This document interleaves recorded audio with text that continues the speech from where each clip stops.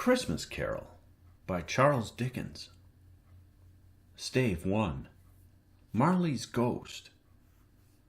Marley was dead to begin with. There is no doubt whatever about that. The register of his burial was signed by the clergyman, the clerk, the undertaker, and the chief mourner. Scrooge signed it, and Scrooge's name was good upon change for anything he chose to put his hand to. Old Marley was as dead as a doornail. Mind, I don't mean to say that I know, of my own knowledge, what there is particularly dead about a doornail. I might have been inclined myself to regard a coffin nail as the deadest piece of ironmongery in the trade. But the wisdom of our ancestors is in the simile, and my unhallowed hands shall not disturb it, or the country's done for. You will therefore permit me to repeat, emphatically, that Marley was as dead as a doornail. Scrooge knew he was dead? Of course he did. How could it be otherwise? Scrooge and he were partners for I don't know how many years. Scrooge was his sole executor, his sole administrator, his sole assign, his sole residuary legatee, his sole friend and sole mourner. And even Scrooge was not so dreadfully cut up by the sad event, but that he was an excellent man of business on the very day of the funeral, and solemnized it with an undoubted bargain. The mention of Marley's funeral brings me back to the point I started from. There is no doubt that Marley was dead. This must be distinctly understood, or nothing wonderful can come of the story I am going to relate. If we were not perfectly convinced that Hamlet's father died before the play began, there would be nothing more remarkable in his taking a stroll at night, in an easterly wind, upon his own ramparts, than there would be in any other middle-aged gentleman rashly turning out after dark in a breezy spot, say St. Paul's churchyard, for instance, literally to astonish his son's weak mind. Scrooge never painted out old Marley's name. There it stood, years afterwards, above the warehouse door, Scrooge and Marley. The firm was known as Scrooge and Marley. Sometimes people knew to the business called Scrooge, and sometimes Marley, but he answered to both names. It was all the same to him. Oh, but he was a tight-fisted hand at the grindstone, Scrooge. A squeezing, wrenching, grasping, scraping, clutching, covetous old sinner. Hard and sharp as flint, from which no steel had ever struck out generous fire. Secret and self-contained, and solitary as an oyster. The cold within him froze his old features, nipped his pointed nose, shriveled his cheek, stiffened his gait, made his eyes red, his thin lips blue, and spoke out shrewdly in his grating voice. A frosty rime was on his head and on his eyebrows, and his wiry chin. He carried his own low temperature always about with him. He iced his office in the dog days, and didn't thaw it 1 degree at Christmas. External heat and cold had little influence on Scrooge. No warmth could warm, no wintry weather chill him. No wind that blew was bitterer than he. No falling snow was more intent upon its purpose. No pelting rain less open to entreaty. Foul weather didn't know where to have him. The heaviest rain and snow and hail and sleet could boast of the advantage over him in only one respect. They often came down handsomely, and Scrooge never did. Nobody ever stopped him in the street to say, with gladsome looks, "My dear Scrooge, how are you? When will you come to see me?" No beggars implored him to bestow a trifle. No children asked him what it was o'clock. No man or woman ever once in all his life inquired the way to such and such a place of Scrooge. Even the blind men's dogs appeared to know him, and when they saw him coming on, would tug their owners into doorways and up courts, and then would wag their tails as though they said, "No eye at all is better than an evil eye, dark master." But what did Scrooge care? It was the very thing he liked, to edge his way along the crowded paths of life, warning all human sympathy to keep its distance, was what the knowing ones called nuts to Scrooge. Once upon a time, of all the good days in the year, on Christmas Eve, old Scrooge sat busy in his counting-house. It was cold, bleak, biting weather, foggy withal, and he could hear the people in the court outside go wheezing up and down, beating their hands upon their breasts, and stamping their feet upon the pavement stones to warm them. The city clocks had only just gone 3, but it was quite dark already. It had not been light all day, and candles were flaring in the windows of the neighboring offices, like ruddy smears upon the palpable brown air. The fog came pouring in at every chink and keyhole, and was so dense without that although the court was of the narrowest, the houses opposite were mere phantoms. To see the dingy cloud come drooping down, obscuring everything, one might have thought that nature lived hard by, and was brewing on a large scale. The door of Scrooge's counting-house was open that he might keep his eye upon his clerk, who, in a dismal little cell beyond, a sort of tank, was copying letters. Scrooge had a very small fire, but the clerk's fire was so very much smaller that it looked like one coal.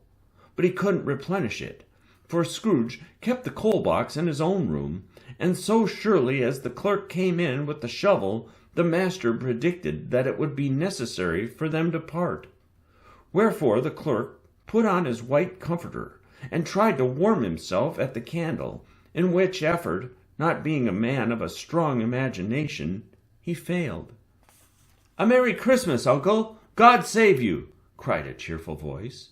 It was the voice of Scrooge's nephew, who came upon him so quickly that this was the first intimation he had of his approach. "Bah!" said Scrooge. "Humbug!"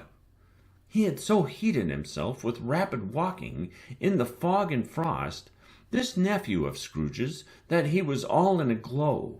His face was ruddy and handsome, his eyes sparkled, and his breath smoked again. "Christmas a humbug, Uncle?" said Scrooge's nephew. "You don't mean that, I am sure." "I do," said Scrooge. "Merry Christmas! What right have you to be merry? What reason have you to be merry? You're poor enough."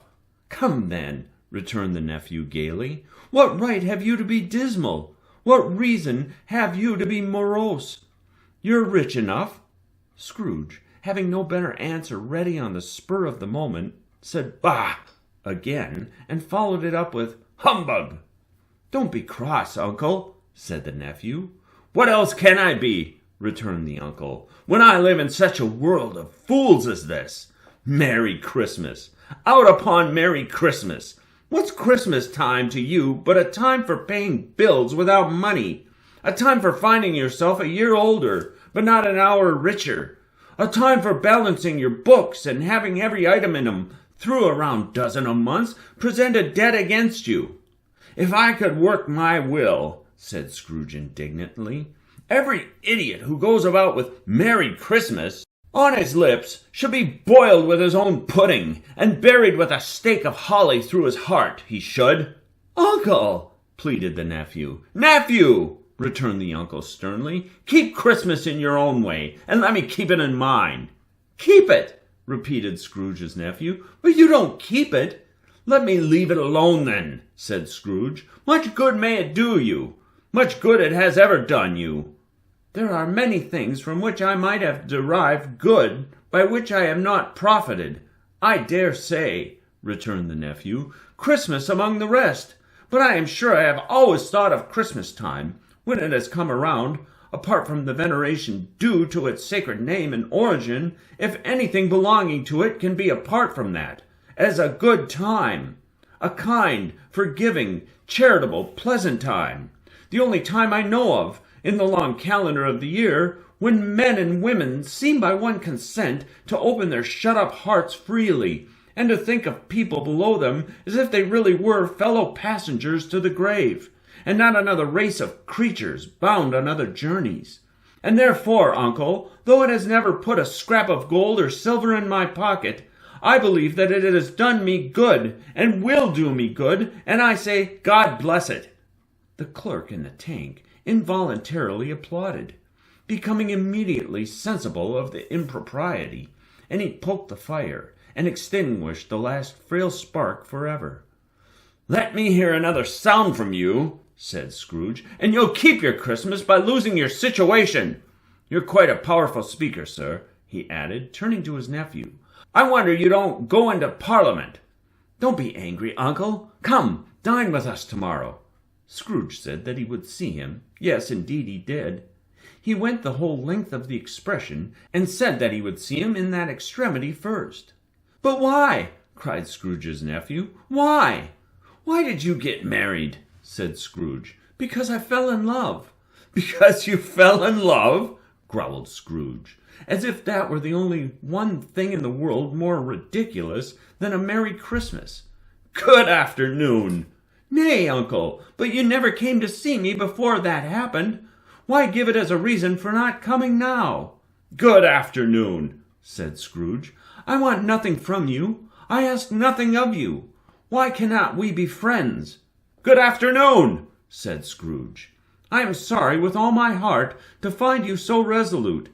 We have never had any quarrel, to which I have been a party, but I have made the trial in homage to Christmas, and I'll keep my Christmas humor to the last. So a Merry Christmas, uncle." "Good afternoon," said Scrooge. "And a Happy New Year." "Good afternoon," said Scrooge. His nephew left the room without an angry word notwithstanding.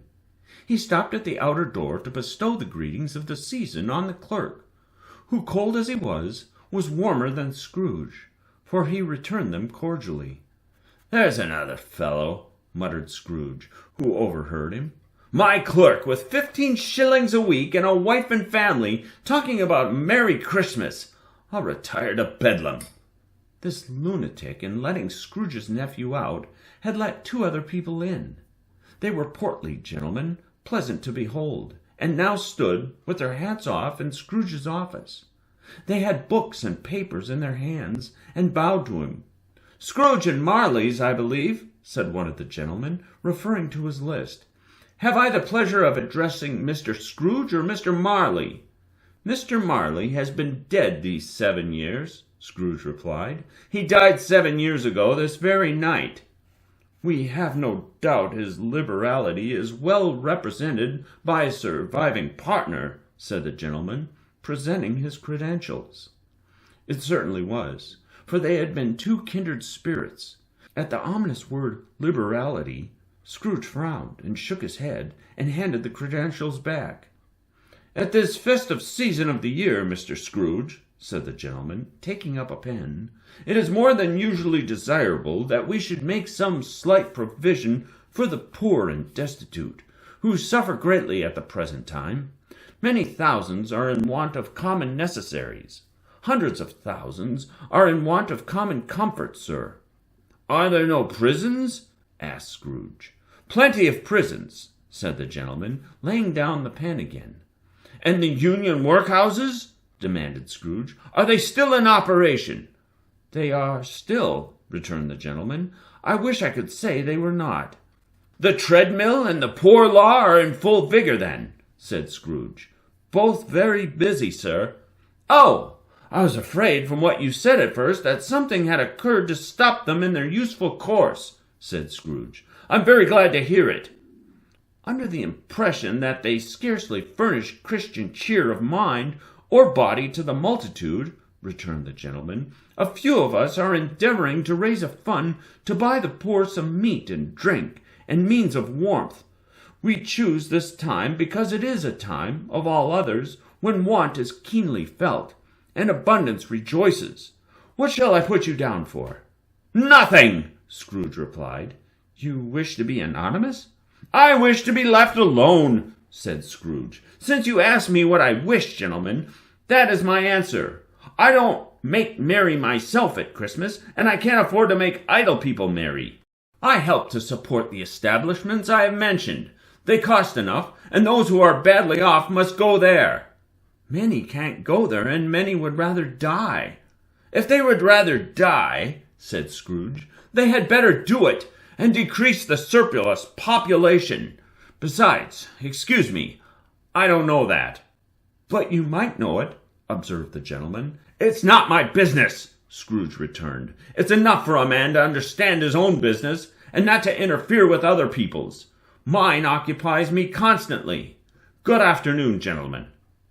Seeing clearly that it would be useless to pursue their point, the gentleman withdrew. Scrooge returned his labors with an improved opinion of himself, and in a more facetious temper than was usual with him. Meanwhile, the fog and darkness thickened so that people ran about with flaring links, proffering their services to go before horses and carriages, and conduct them on their way. The ancient tower of a church, whose gruff old bell was always peeping slyly down at Scrooge out of a Gothic window in the wall, became invisible, and struck the hours and quarters in the clouds, with tremulous vibrations afterwards, as if its teeth were chattering in its frozen head up there. The cold became intense. In the main street at the corner of the court, some laborers were repairing the gas pipes, and had lighted a great fire in a brazier, round with a party of ragged men and boys, were gathered, warming their hands and winking their eyes before the blaze in rapture. The water-plug being left in solitude, its overflowing sullenly congealed, and turned to misanthropic ice. The brightness of the shops, where holly sprigs and berries crackled in the lamp heat of the windows, made pale faces ruddy as they passed. Poulterers and grocers' trades became a splendid joke, a glorious pageant, with which it was next to impossible to believe that such dull principles as bargain and sale had anything to do. The Lord Mayor, in the stronghold of the mighty mansion house, gave orders to his 50 cooks and butlers to keep Christmas as a Lord Mayor's household should, and even the little tailor, whom he had fined 5 shillings on the previous Monday for being drunk and bloodthirsty in the streets, stirred up tomorrow's pudding in his garret, while his lean wife and the baby sallied out to buy the beef. Foggier yet and colder, piercing, searching, biting cold. If the good St. Dunstan had but nipped the evil spirit's nose with a touch of such weather as that, instead of using his familiar weapons, then indeed he would have roared to lusty purpose. The owner of one scant young nose, gnawed and mumbled by the hungry cold, as bones are gnawed by dogs, stooped down at Scrooge's keyhole to regale him with a Christmas carol, but at the first sound of "God bless you, merry gentlemen, may nothing you dismay," Scrooge seized the ruler with such energy of action that the singer fled in terror, leaving the keyhole to the fog and even more congenial frost. At length the hour of shutting up the counting-house arrived, with an ill-will Scrooge dismounted from his stool, and tactily admitted the fact to the expectant clerk in the tank, who instantly snuffed his candle out and put on his hat. "You'll want all day tomorrow, I suppose," said Scrooge. "If quite convenient, sir." "It's not convenient," said Scrooge, "and it's not fair. If I was to stop you 1/2 for it, you'd think yourself ill-used. I'll be bound." The clerk smiled faintly. "And yet," said Scrooge, "you don't think me ill-used when I pay a day's wages for no work." The clerk observed that it was only once a year. "A poor excuse for picking a man's pockets every 25th of December," said Scrooge, but toning his great coat to the chin. "But I suppose you must have the whole day. Be here all the earlier next morning." The clerk promised that he would, and Scrooge walked out with a growl. The office was closed in a twinkling, and the clerk, with the long ends of his white comforter dangling below his waist, for he boasted no great coat, went down a slide on Cornhill, at the end of a lane of boys, 20 times in honor of it being Christmas Eve, and then ran home to Camden Town as hard as he could pelt to play at Blindman's Bluff. Scrooge took his melancholy dinner in his usual melancholy tavern, and having read all the newspapers and beguiled the rest of the evening with his banker's book, went home to bed. He lived in chambers which had once belonged to his deceased partner.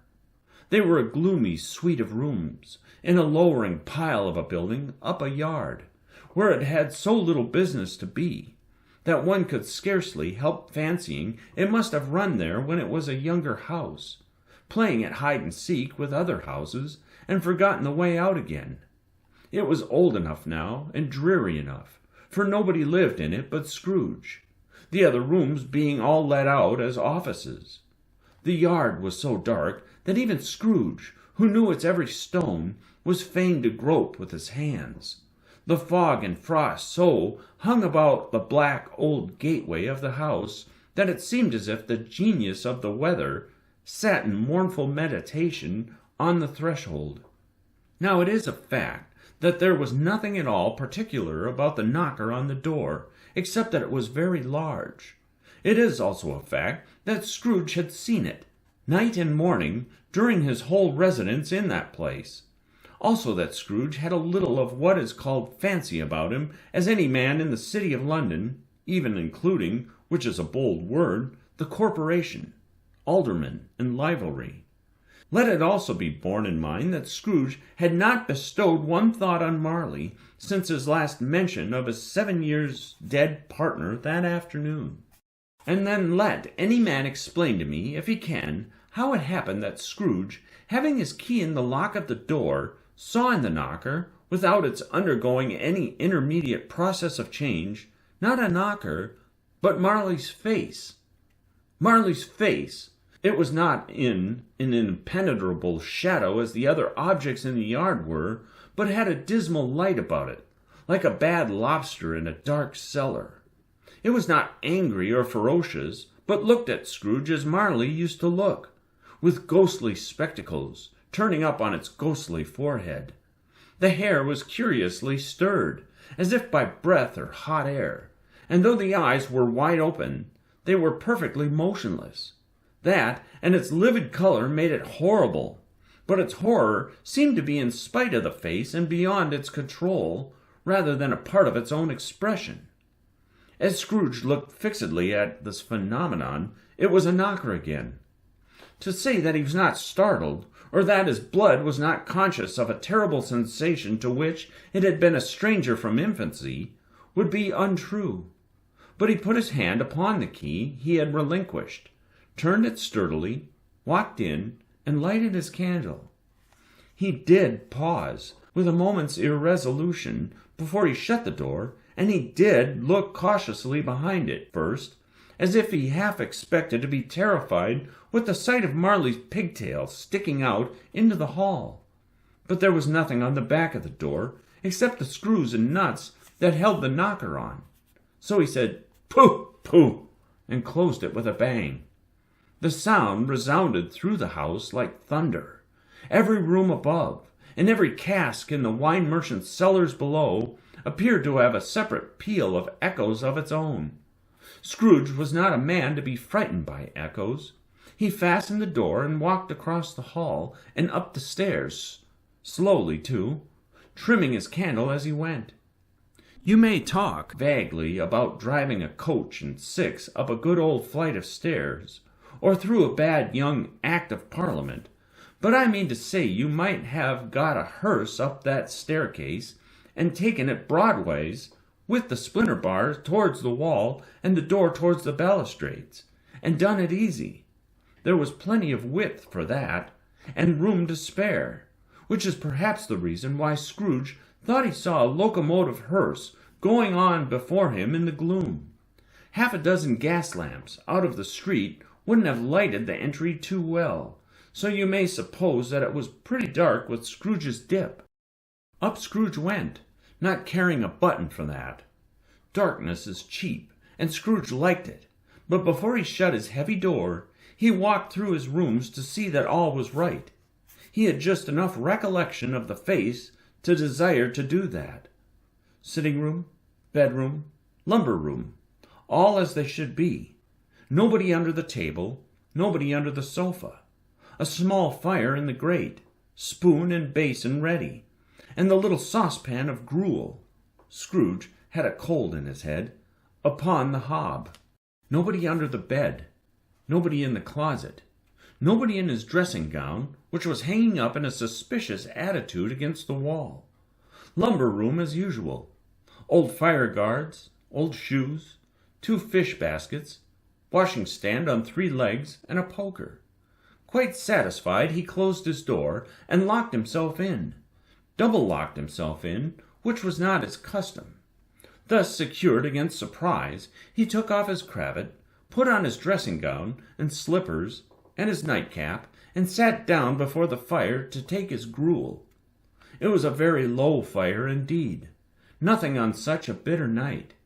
He was obliged to sit close to it and brood over it before he could extract the least sensation of warmth from such a handful of fuel. The fireplace was an old one, built by some Dutch merchant long ago, and paved all around with quaint Dutch tiles, designed to illustrate the Scriptures. There were Cains and Abels, Pharaoh's daughters, queens of Sheba, angelic messengers descending through the air on clouds like feather-beds, Abrahams, Belshazzars, apostles putting off to sea in butter-boats, hundreds of figures to attract his thoughts. And yet that face of Marley, 7 years dead, came like the ancient prophet's rod, and swallowed up the whole. If each smooth tile had been a blank at first, with power to shape some picture on its surface from the disjointed fragments of his thoughts, there would have been a copy of old Marley's head on every one. "Humbug!" said Scrooge, and walked across the room. After several turns he sat down again. As he threw his head back in the chair, his glance happened to rest upon a bell, a disused bell that hung in the room, and communicated for some purpose now forgotten with a chamber in the highest story of the building. It was with great astonishment and with a strange, inexplicable dread that as he looked he saw this bell begin to swing. It swung so softly in the outset that it scarcely made a sound, but soon it rang out loudly, and so did every bell in the house. This might have lasted half a minute, or a minute, but it seemed an hour. The bells ceased as they had begun together. They were succeeded by a clanking noise, deep down below, as if some person were dragging a heavy chain over the casks in the wine merchant's cellar. Scrooge then remembered to have heard that ghosts in haunted houses were described as dragging chains. The cellar door flew open with a booming sound, and then he heard the noise much louder on the floors below, then coming up the stairs, then coming straight towards his door. "It's humbug still," said Scrooge. "I won't believe it." His color changed, though, when, without a pause, it came on through the heavy door and passed into the room before his eyes. Upon its coming in, the dying flame leaped up, as though it cried, "I know him! Marley's ghost!" and fell again. The same face, the very same. Marley in his pigtail, usual waistcoat, tights and boots, the tassels on the latter bristling, like his pigtail, and his coat skirts, and the hair upon his head. The chain he drew was clasped about his middle. It was long and wound about him like a tail, and it was made, for Scrooge observed it closely, of cash-boxes, keys, padlocks, ledgers, deeds, and heavy purses wrought in steel. His body was transparent, so that Scrooge, observing him, was looking through his waistcoat, could see the 2 buttons on his coat behind. Scrooge had often heard it said that Marley had no bowels, but he had never believed it until now. No, nor did he believe it even now, though he looked the phantom through and through and saw it standing before him, though he felt the chilling influence of its death-cold eyes, and marked the very texture of the folded kerchief bound about its head and chin, which wrapper he had not observed before. He was still incredulous, and fought against his senses. "How now?" said Scrooge, caustic and cold as ever. "What do you want with me?" "Much," Marley's voice, no doubt about it. "Who are you?" "Ask me who I was." "Who were you then?" said Scrooge, raising his voice. "You're particular for a shade." He was going to say "to a shade," but substituted this as more appropriate. "In life I was your partner, Jacob Marley." Can you sit down?" asked Scrooge, looking doubtfully at him. "I can." "Do it, then." Scrooge asked the question because he didn't know whether a ghost so transparent might find himself in a condition to take a chair, and felt that in the event of it being impossible, it might involve the necessity of an embarrassing explanation. But the ghost sat down on the opposite side of the fireplace, as if he were quite used to it. "You don't believe in me?" observed the ghost. "I don't," said Scrooge. "What evidence would you have of my reality beyond that of your senses?"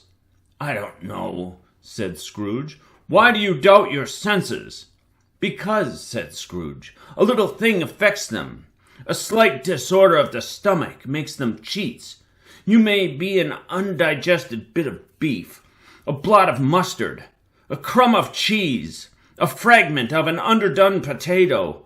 There's more of gravy than of grave about you, whatever you are." Scrooge was not much in the habit of cracking jokes, nor did he feel in his heart by any means waggish then. The truth is that he tried to be smart, as a means of distracting his own attention, and keeping down his terror, for the spectre's voice disturbed the very marrow in his bones. To sit staring at those fixed, glazed eyes in silence for a moment would play, Scrooge felt, the very deuce with him. There was something very awful, too, in the spectre's being provided with an infernal atmosphere of its own. Scrooge could not feel it himself, but this was clearly the case, for though the ghost sat perfectly motionless, its hair and skirts and tassels were still agitated as by the hot vapor from an oven. "You see this toothpick?" said Scrooge, returning quickly to the charge, for the reason just assigned, and wishing, though it were only for a second, to divert the vision's stony gaze from himself. "I do," replied the ghost. "You are not looking at it," said Scrooge. "But I see it," said the ghost, "notwithstanding." "Well," returned Scrooge, "I have but to swallow this, and be for the rest of my days persecuted by a legion of goblins, all of my own creation. Humbug, I tell you, humbug!" At this, the spirit raised a frightful cry, and shook its chains, with such a dismal and appalling noise, that Scrooge held on tight to his chair to save himself from falling in a swoon. But how much greater was his horror when the phantom, taking off the bandage round its head, as if it were too warm to wear indoors, its lower jaw dropped down upon its breast. Scrooge fell upon his knees, and clasped his hands before his face. "Mercy!" he said. "Dreadful apparition! Why do you trouble me?" "Man of the worldly mind," replied the ghost, "do you believe in me or not?" "I do," said Scrooge. "I must. But why do spirits walk the earth? And why do they come to me?" "It is required of every man," the ghost returned, "that the spirit within him should walk abroad among his fellow men, and travel far and wide. And if that spirit goes not forth in life, it is condemned to do so after death. It is doomed to wander through the world, oh, woe is me, and witness what it cannot share, but might have shared on earth, and turned to happiness." Again the spectre raised a cry, and shook its chain and wrung its shadowy hands. "You are fettered," said Scrooge, trembling. "Tell me why." "I wear the chain I forged in life," replied the ghost. "I made it link by link, and yard by yard. I girded it on my own free will, and of my own free will I wore it. Is its pattern strange to you?" Scrooge trembled more and more. "Or would you know," pursued the ghost, "the weight and length of the strong coil you bear yourself? It was full as heavy and as long as this, 7 Christmas Eves ago. You have labored on it since. It is a ponderous chain."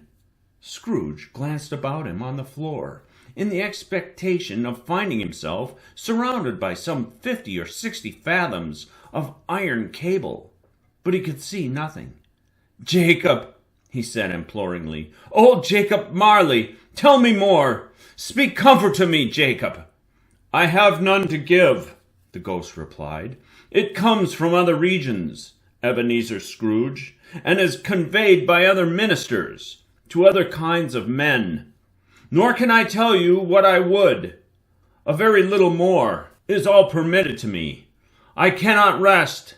I cannot stay. I cannot linger anywhere. My spirit never walked beyond our counting-house. Mark me! In life my spirit never roved beyond the narrow limits of our money-changing hole, and weary journeys lie before me." It was a habit with Scrooge, whenever he became thoughtful, to put his hands in his breeches pockets. Pondering on what the ghost had said, he did so now, but without lifting up his eyes or getting off his knees. "You must have been very slow about it, Jacob," Scrooge observed in a businesslike manner, though with humility and indifference. "Slow?" the ghost repeated. "7 years dead," mused Scrooge, "and traveling all the time." "The whole time," said the ghost. "No rest, no peace, incessant torture of remorse." "You travel fast?" said Scrooge. "On the wings of the wind," replied the ghost. "You might have got over a great quantity of ground in 7 years," said Scrooge. The ghost, on hearing this, set up another cry, and clanked its chain so hideously in the dead silence of the night that the ward would have been justified in indicating it for a nuisance. "Oh, captive bound and double-ironed!" cried the phantom. "Not to know that ages of incessant labor by immortal creatures for this earth must pass into eternity, before the good of which it is susceptible is all developed. Not to know that any Christian spirit, working kindly in its little sphere, whatever it may be, will find its mortal life too short for its vast means of usefulness. Not to know that no space of regret can make amends for one life's opportunity misused. Yet such was I. Oh, such was I." "But you were always a good man of business, Jacob," faltered Scrooge, who now began to apply this to himself. "Business!" cried the ghost, wringing its hands again. "Mankind was my business. The common welfare was my business. Charity, mercy, forbearance, and benevolence were all my business. The dealings of my trade were but a drop of water in the comprehensive ocean of my business." It held up its chains at arm's length, as if that were the cause of all its unavailing grief, and flung it heavily upon the ground again. "At this time of the rolling year," the spectre said, "I suffer most. Why did I walk through crowds of fellow beings with my eyes turned down, and never raise them to that blessed star which led the wise men to a poor abode? Were there no poor homes to which its light would have conducted me?" Scrooge was very much dismayed to hear the spectre going on at this rate, and began to quake exceedingly. "Hear me!" cried the ghost. "My time is nearly gone." "I will," said Scrooge, "but don't be hard upon me. Don't be flowery, Jacob. Pray! How is it that I appear before you in a shape that you can see? I may not tell.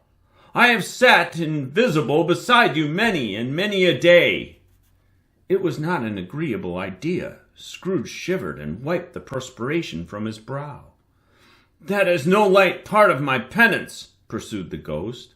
"I am here tonight to warn you that you have yet a chance and hope of escaping my fate. A chance and hope of my procuring Ebenezer." "You were always a good friend to me," Scrooge said. "Thank ye." "You will be haunted," resumed the ghost. "By 3 spirits." Scrooge's countenance fell almost as low as the ghost's had done. "Is that the chance and hope you mentioned, Jacob?" he demanded, in a faltering voice. "It is." I think I'd rather not," said Scrooge. "Without their visits," said the ghost, "you cannot hope to shun the path I tread. Expect the first tomorrow, when the bell tolls 1. "Couldn't I take 'em all at once, and have it over, Jacob?" hinted Scrooge. "Expect the second on the next night at the same hour. The third upon the next night, when the last stroke of 12 has ceased to vibrate. Look to see me no more, and look that, for your own sake, you remember what has passed between us." When it had said these words, the spectre took its wrapper from the table, and bound it round its head as before. Scrooge knew this by the smart sound its teeth made when the jaws were brought together by the bandage. He ventured to raise his eyes again, and found his supernatural visitor confronting him in an erect attitude, with its chain wound over and about its arm. The apparition walked backward from him, and at every step it took, the window raised itself a little, so that when the spectre reached it, it was wide open. It beckoned Scrooge to approach, which he did. When they were within 2 paces of each other, Marley's ghost held up its hand, warning him to come no nearer. Scrooge stopped, not so much in obedience as in surprise and fear, for on the raising of the hand he became sensible of confused noises in the air, incoherent sounds of lamentation and regret, wailings inexpressibly sorrowful and self-accusatory.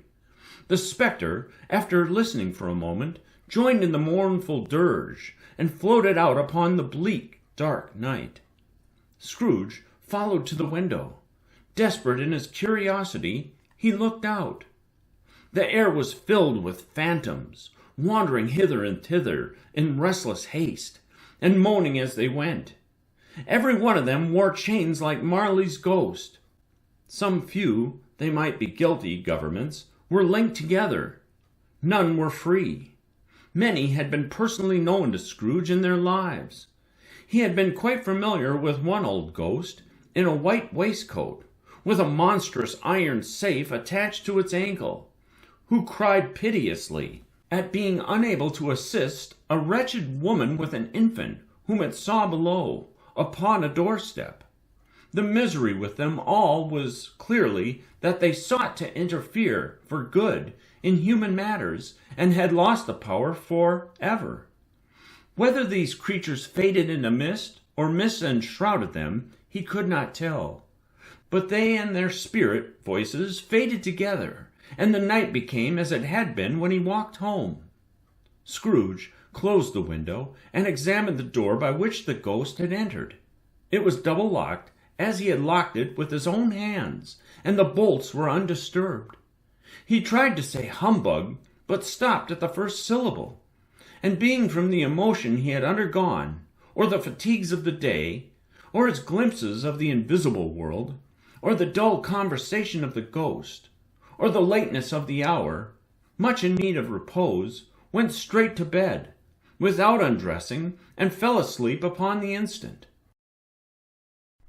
Stave V, the first of the 3 spirits.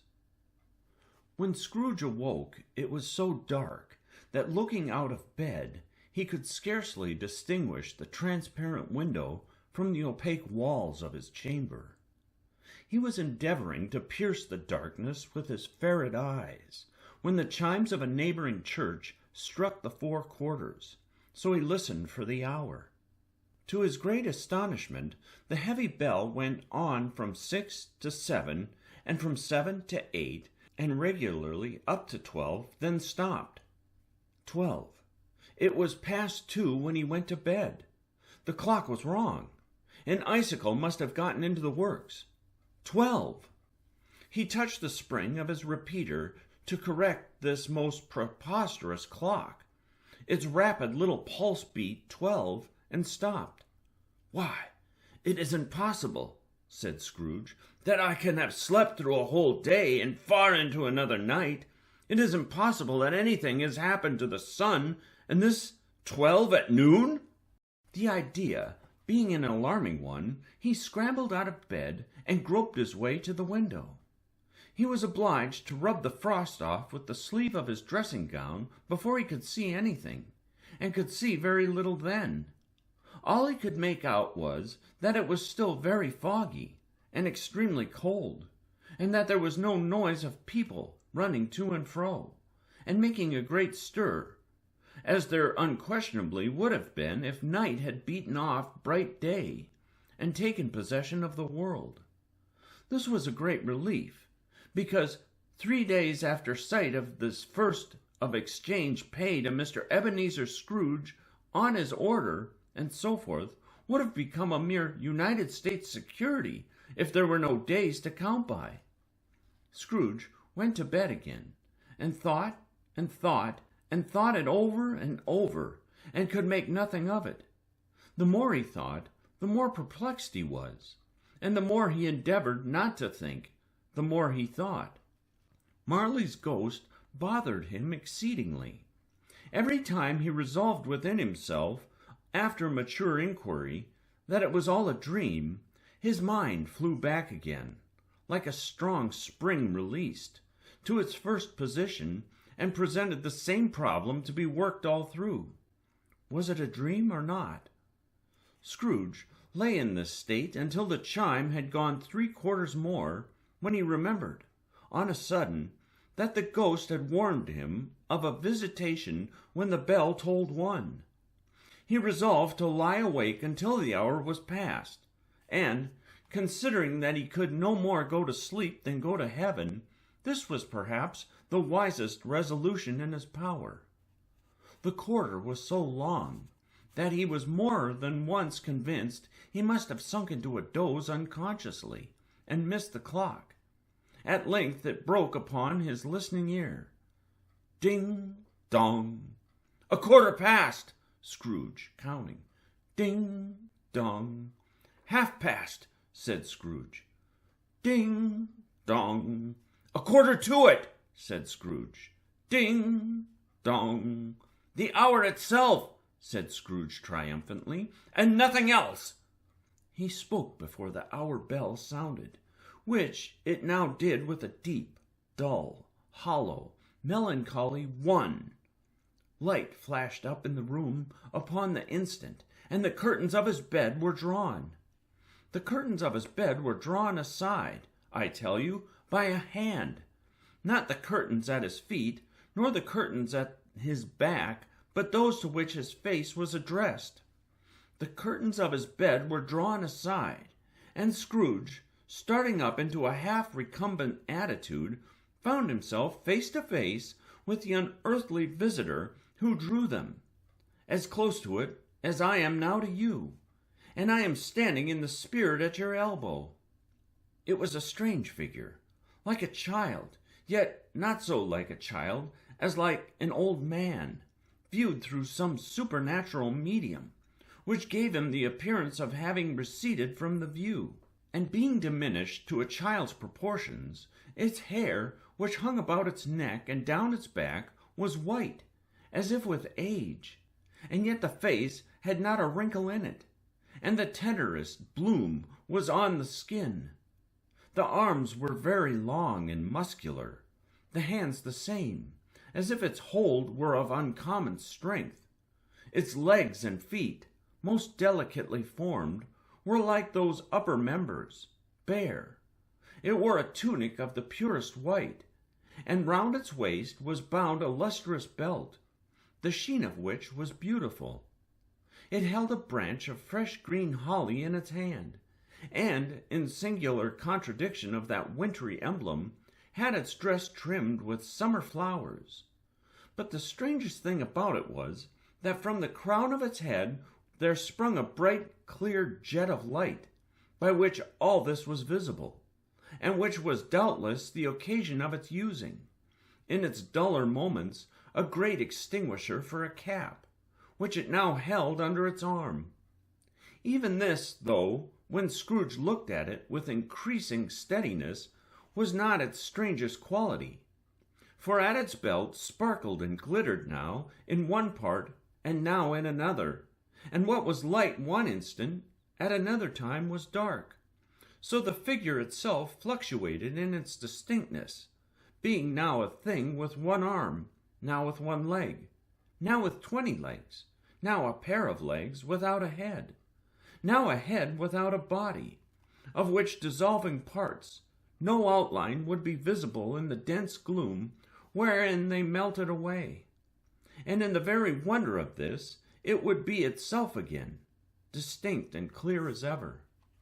"Are you the spirit whose coming was foretold to me?" asked Scrooge. "I am." The voice was soft and gentle, singularly low, as if it, instead of being so close beside him, it were at a distance. "Who are you, and what are you?" Scrooge demanded. "I am the ghost of Christmas past." "Long past?" inquired Scrooge, observant of its dwarfish stature.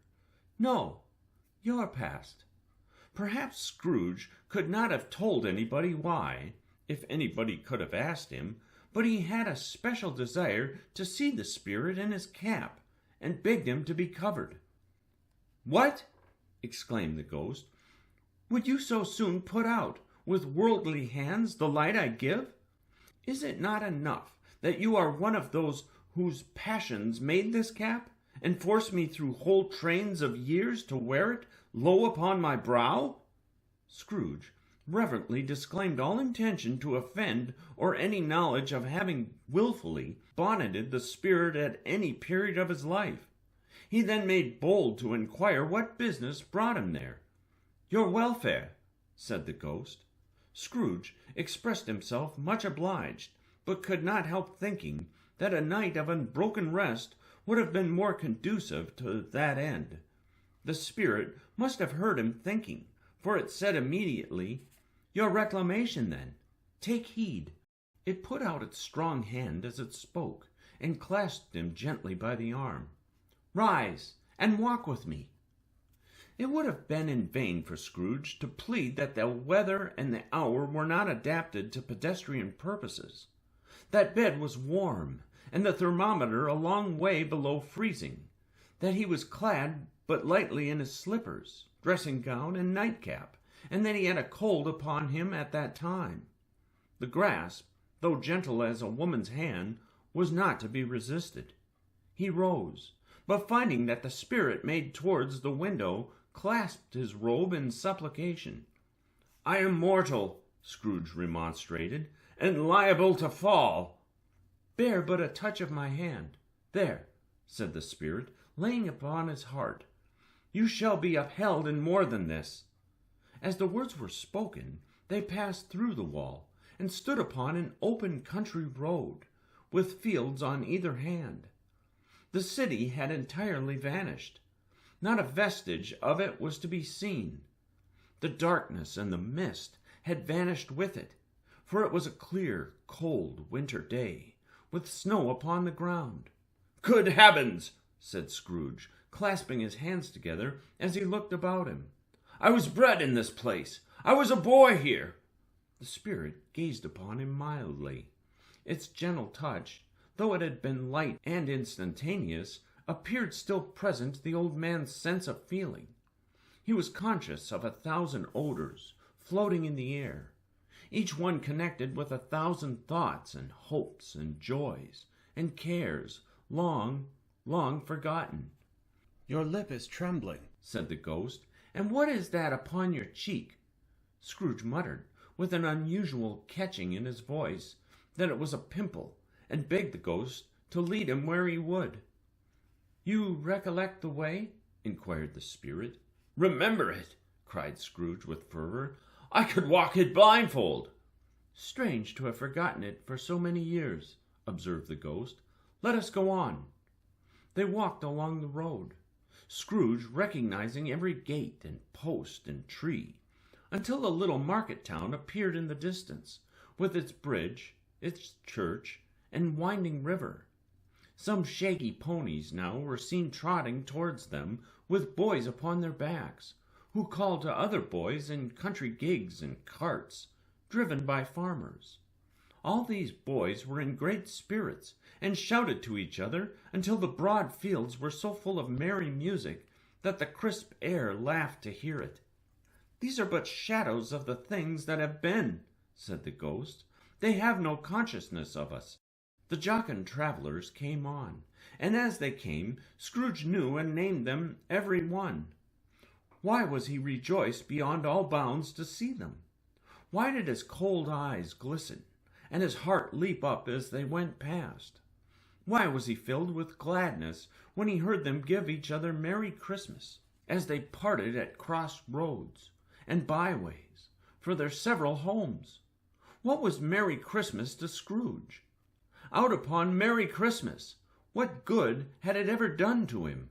"The school is not quite deserted," said the ghost. "A solitary child, neglected by his friends, is left there still." Scrooge said he knew it, and he sobbed. They left the high road by a well-remembered lane, and soon approached a mansion of dull red brick, with a little weathercock-surmounted cupola on the roof, and a bell hanging in it. It was a large house, but one of broken fortunes, for the spacious offices were little used. Their walls were damp and mossy, their windows broken, and their gates decayed. Fowls clucked and strutted in the stables, and the coach-houses and sheds were overrun with grass. Nor was it more retentive of its ancient state within, for entering the dreary hall, and glancing through the open doors of many rooms, they found them poorly furnished, cold and vast. There was an earthy savour in the air, a chilly bareness in the place, which associated itself somehow with too much getting up by candlelight, and not too much to eat. They went, the ghost and Scrooge, across the hall to a door at the back of the house. It opened before them, and disclosed a long, bare, melancholy room, made barer still by lines of plain deal forms and desks. At one of these a lonely boy was reading near a feeble fire, and Scrooge sat down upon a form and wept to see his poor forgotten self as he used to be. Not a latent echo in the house, not a squeak and scuffle from the mice behind the paneling, not a drip from the half-thawed water-spout in the dull yard behind, not a sigh among the leafless boughs of one despondent poplar, not the idle swinging of an empty storehouse door. No, not a clicking in the fire, but fell upon the heart of Scrooge with a softening influence, and gave a freer passage to his tears. The spirit touched him on the arm, and pointed to his younger self, intent upon his reading. Suddenly a man in foreign garments, wonderfully real and distinct to look at, stood outside the window with an axe stuck in his belt, and leading by the bridle of an ass laden with wood. "Why, it's Ali Baba!" Scrooge exclaimed in ecstasy. "It's dear old honest Ali Baba! Yes, I know. One Christmas time, when yonder solitary child was left here all alone, he did come, for the first time, just like that. Poor boy!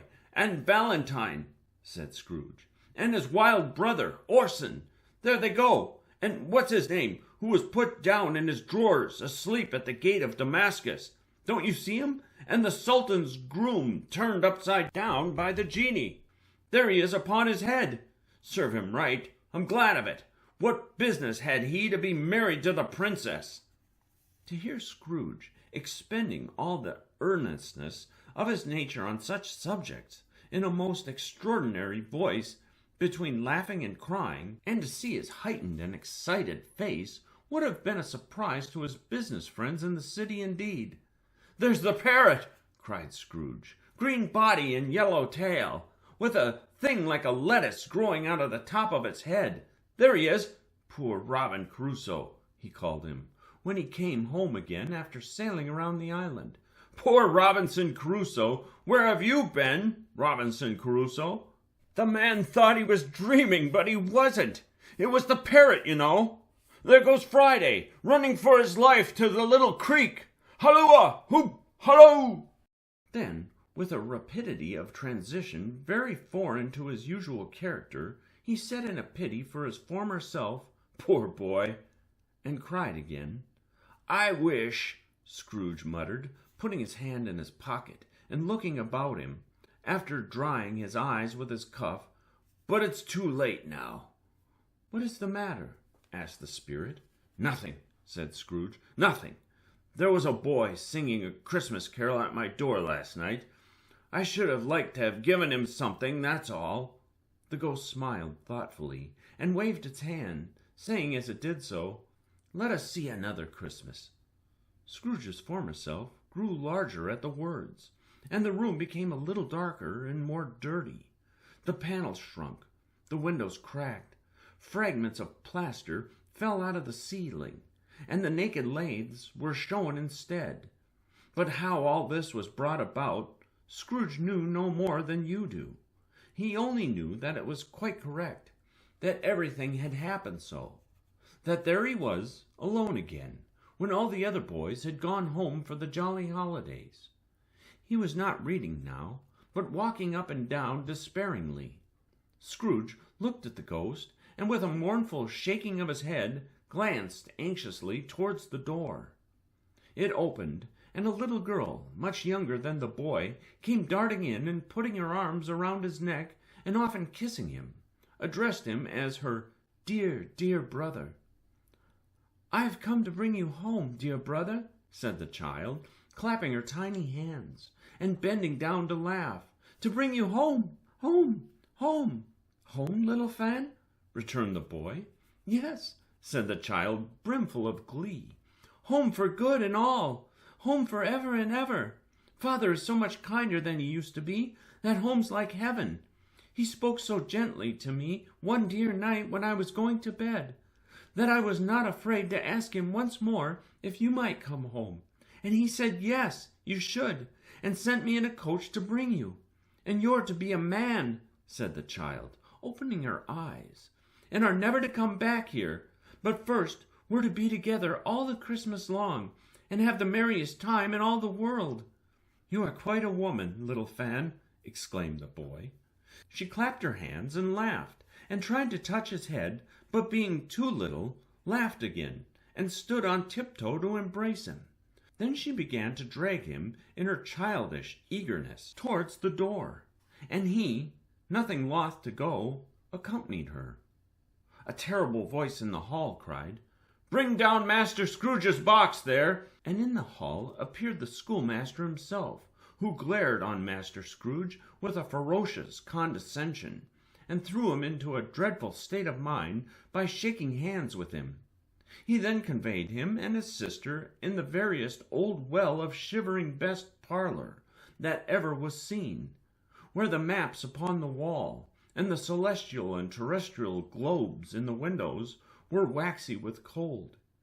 Here he produced a decanter of curiously light wine, and a block of curiously heavy cake, and administered installments of those dainties to the young people, at the same time sending out a meagre servant to offer a glass of something to the postboy, who answered that he thanked the gentleman, but if it was the same tap as he had tasted before, he had rather not.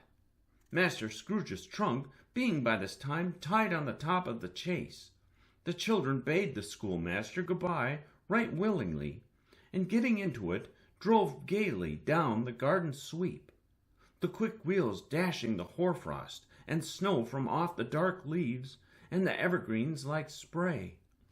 "Always a delicate creature, whom a breath might have withered," said the ghost, "but she had a large heart." "So she had," cried Scrooge. "You're right. I will not gainsay it, spirit. God forbid!" "She died a woman," said the ghost, "and had, as I think, children." "One child," Scrooge returned. "True," said the ghost. "Your nephew." Scrooge seemed uneasy in his mind, and answered briefly, "Yes." Although they had but that moment left the school behind them, they were now in the busy thoroughfares of a city, where shadowy passengers passed and repassed, where shadowy carts and coaches battle for the way, and all the strife and tumult of a real city whir. It was made plain enough by the dressing of the shops that here too it was Christmas time again, but it was evening, and the streets were lighted up. The ghost stopped at a certain warehouse door and asked Scrooge if he knew it. "Know it?" said Scrooge. "Was I not apprenticed here?" They went in, at sight of an old gentleman in a Welsh wig, sitting behind such a high desk that if he had been 2 inches taller he must have knocked his head against the ceiling. Scrooge cried in great excitement, "Why, it's old 𝘓𝘪𝘬𝘦! Bless his heart, it's 𝘓𝘓𝘬𝘦 alive again!" Old 𝘓𝘓𝘬𝘦 laid down his pen and looked up at the clock, which pointed to the hour of 7. He rubbed his hands, adjusted his capacious waistcoat, laughed all over himself from his shoes to his organ of benevolence, and called out in a comfortable, oily, rich, fat, jovial voice, "Yo there, Ebenezer! Dick!" Scrooge's former self, now grown a young man, came briskly in, accompanied by his fellow prentice. "Dick Wilkins, to be sure," said Scrooge to the ghost. "Bless me, yes, there he is. He was very much attached to me, was Dick. Poor Dick, dear. Yo, my boys," said 𝘓𝘓𝘬𝘦. "No more work tonight. Christmas Eve, Dick. Christmas, Ebenezer. Let's have the shutters up," cried old 𝘓𝘓𝘬𝘦, with a sharp clap of his hands, "before a man can say Jack Robinson." You wouldn't believe how those 2 fellows went at it. They charged into the street with the shutters, 1, 2, 3, had them up in their places, 4, 5, 6, barred them and pinned them, 7, 8, 9, and came back before you could have got to 12, panting like racehorses. "Hilly-ho!" cried old 𝘓𝘓𝘬𝘦, skipping down from the high desk with wonderful agility. "Clear away, my lads, and let's have lots of room here. Hilly-ho, Dick! Chirrup, Ebenezer!" Clear away! There was nothing they wouldn't have cleared away or couldn't have cleared away with old 𝘓𝘓𝘬𝘦 looking on. It was done in a minute. Every movable was packed off, as if it were dismissed from public life forevermore. The floor was swept and watered.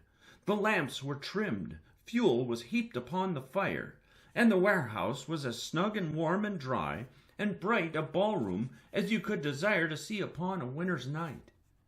In came a fiddler with a music book, and went up to the lofty desk, and made an orchestra of it, and tuned like 50 stomach aches. In came Mrs. 𝘓𝘓𝘬𝘦, one vast substantial smile. In came 3 Ms. 𝘓𝘓𝘬𝘦s, beaming and lovable. In came the 6 young followers, whose hearts they broke. In came all the young men and women employed in the business. In came the housemaid with her cousin, the baker. In came the cook, with her brother's particular friend, the milkman. In came the boy from over the way, who was suspected of not having board enough from his master, trying to hide himself behind the girl from next door but one, who was proved to have had her ears pulled by her mistress.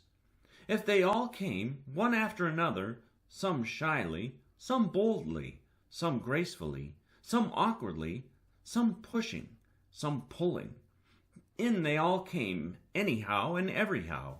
Away they all went, 20 couples at once, hands half around and back again the other way, down the middle and up again, round and round in various stages of affectionate groping.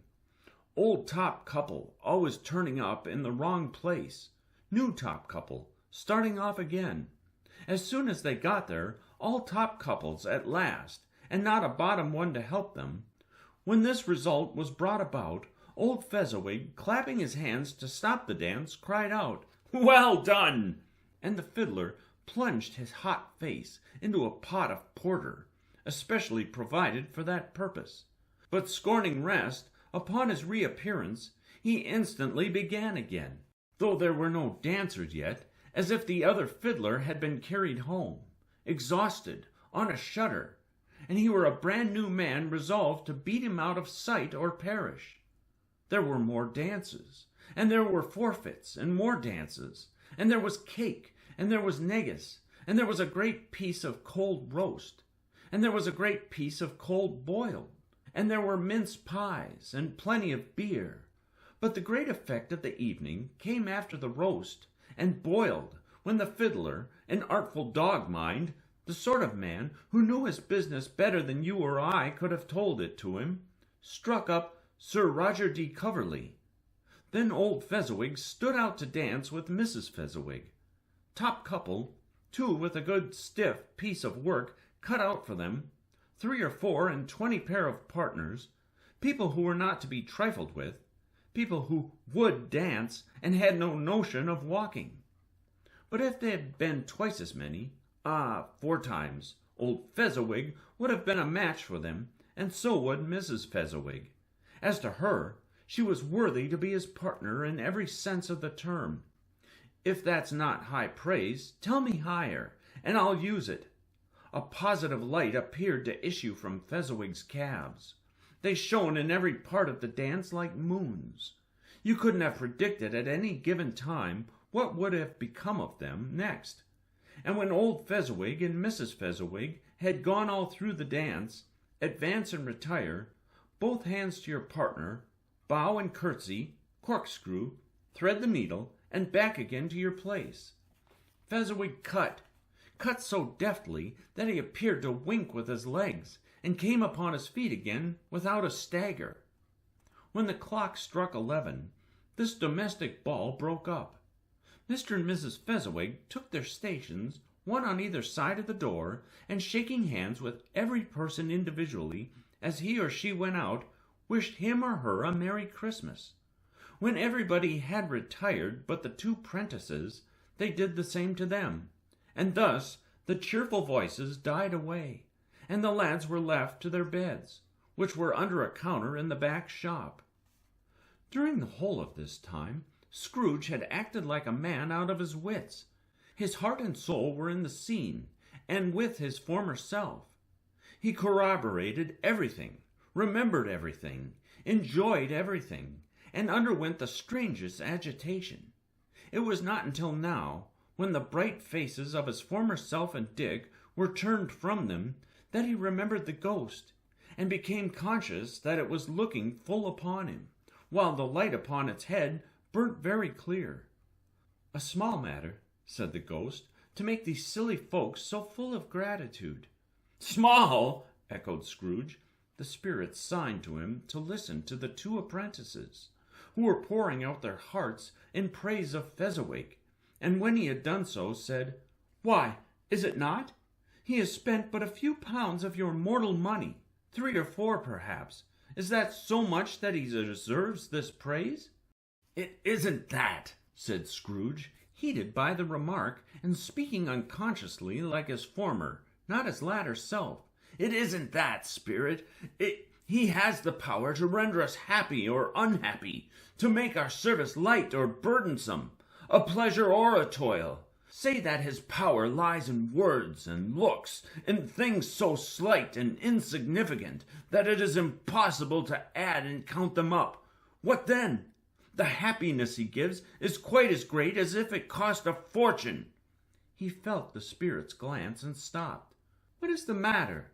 asked the ghost. "Nothing in particular," said Scrooge. "Something, I think," the ghost insisted. "No," said Scrooge. "No, I should like to be able to say a word or 2 to my clerk just now, that's all." His former self turned down the lamps as he gave utterance to the wish, and Scrooge and the ghost again stood side by side in the open air. "My time grows short," observed the spirit. "Quick!"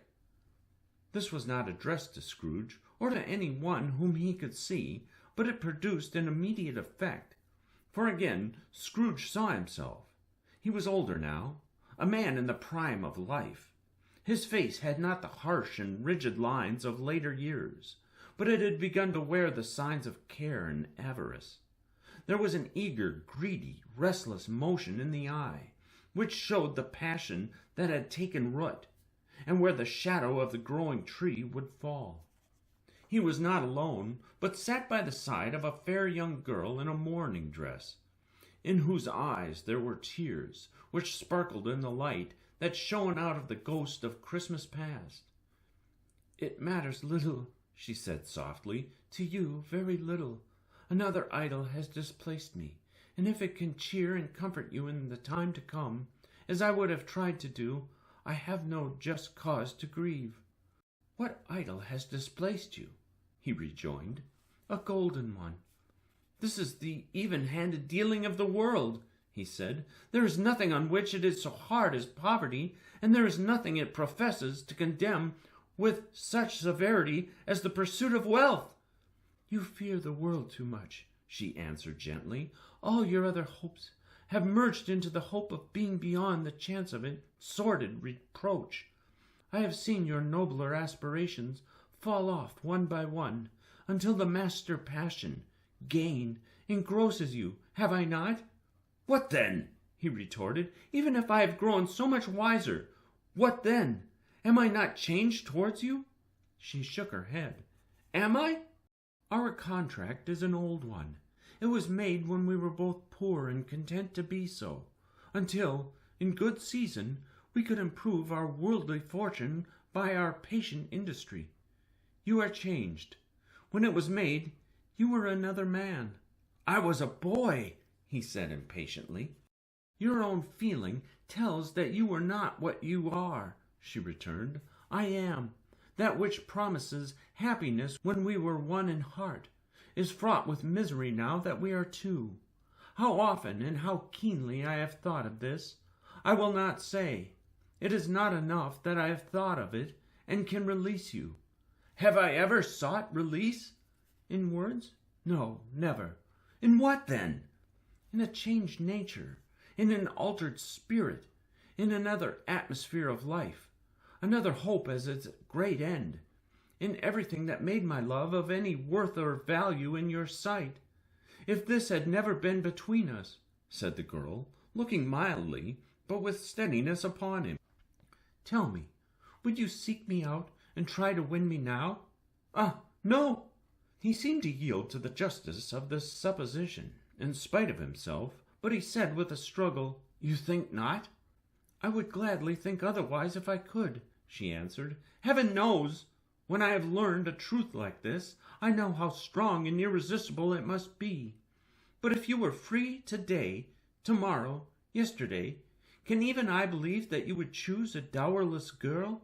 You who, in your very confidence with her, weigh everything by gain, or choosing her, if for a moment you were false enough to your one guiding principle to do so?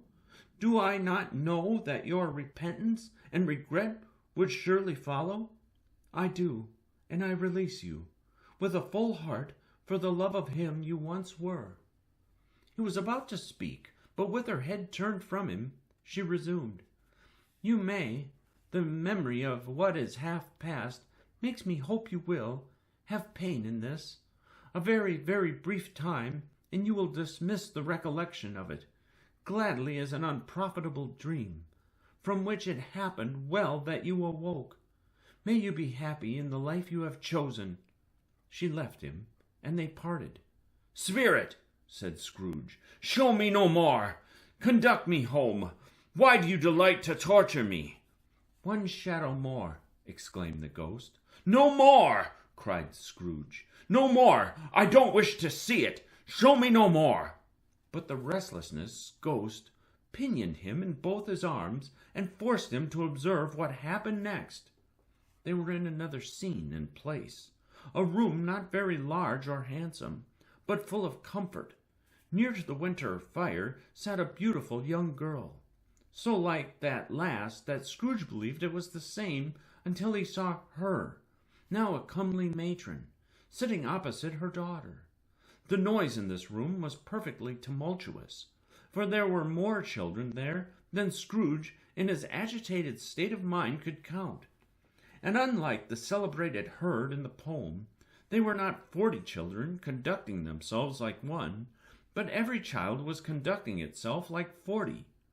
The consequences were uproarious beyond belief, but no one seemed to care.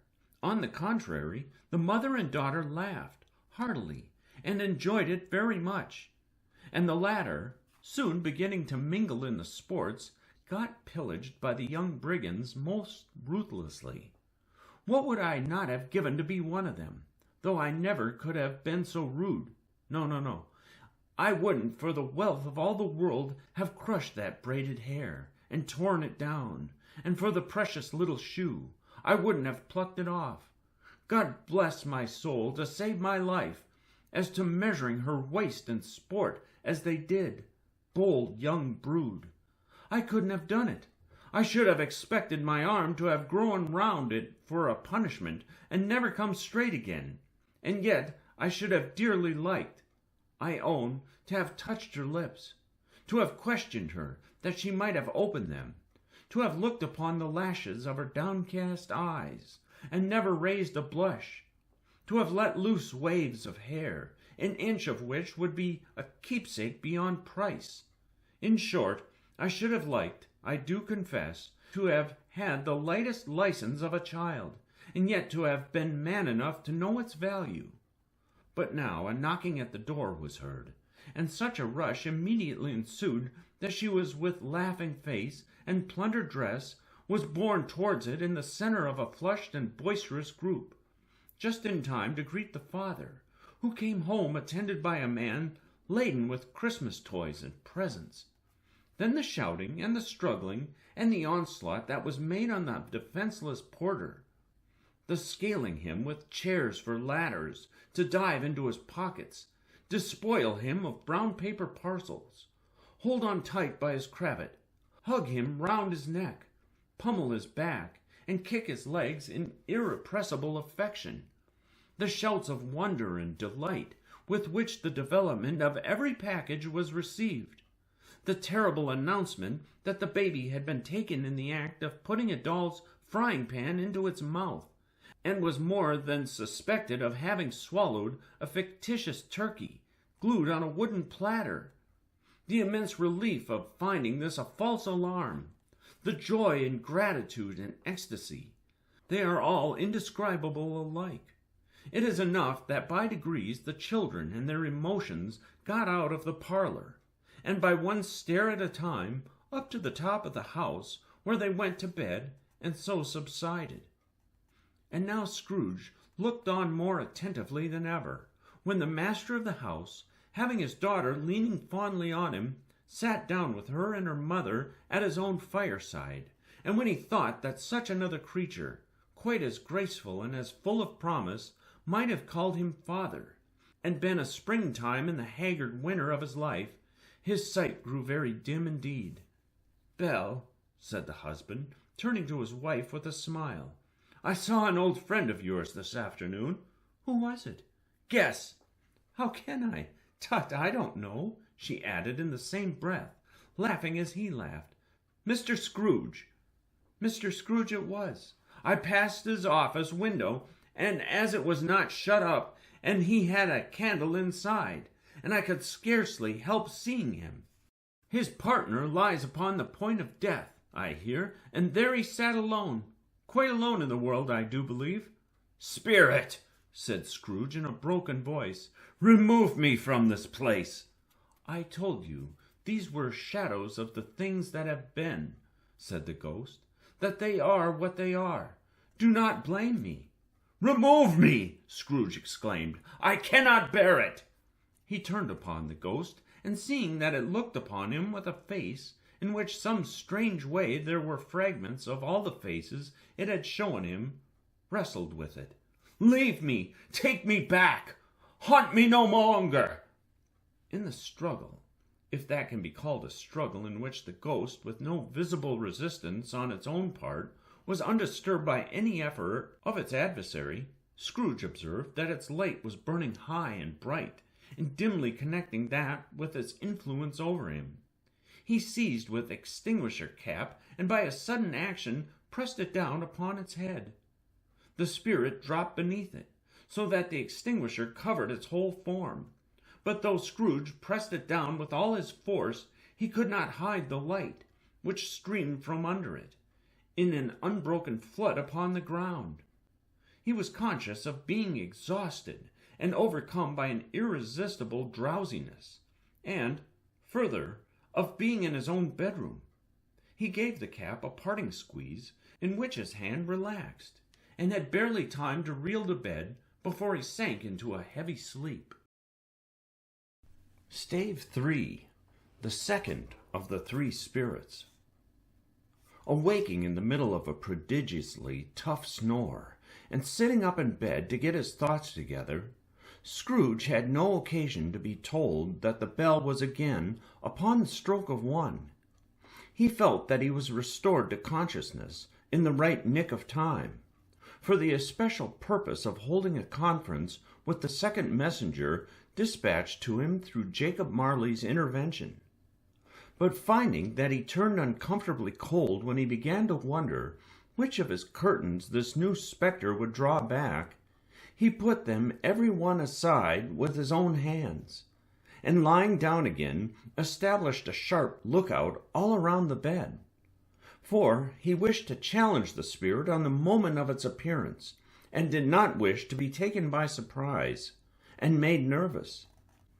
Gentlemen of the free and easy sort, who plume themselves on being acquainted with a move or two, and being usually equal to the time of day, express the wide range of their capacity for adventure by observing that they are good for anything from pitch and toss to manslaughter, between which opposite extremes, no doubt, there lies a tolerably wide and comprehensive range of subjects.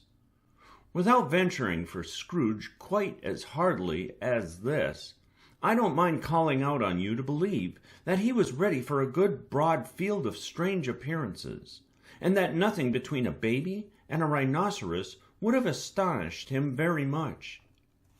Now, being prepared for almost anything, he was not by any means prepared for nothing, and consequently, when the bell struck 1, and no shape appeared, he was taken with a violent fit of trembling. 5 minutes, 10 minutes, a quarter of an hour went by, yet nothing came. All this time he lay upon his bed, the very core and center of a blaze of ruddy light, which streamed upon it when the clock proclaimed the hour, and which, being only light, was more alarming than a dozen ghosts, as he was powerless to make out what it meant, or would be at, and was sometimes apprehensive that he might be at the very moment an interesting case of spontaneous combustion, without having the consolation of knowing it.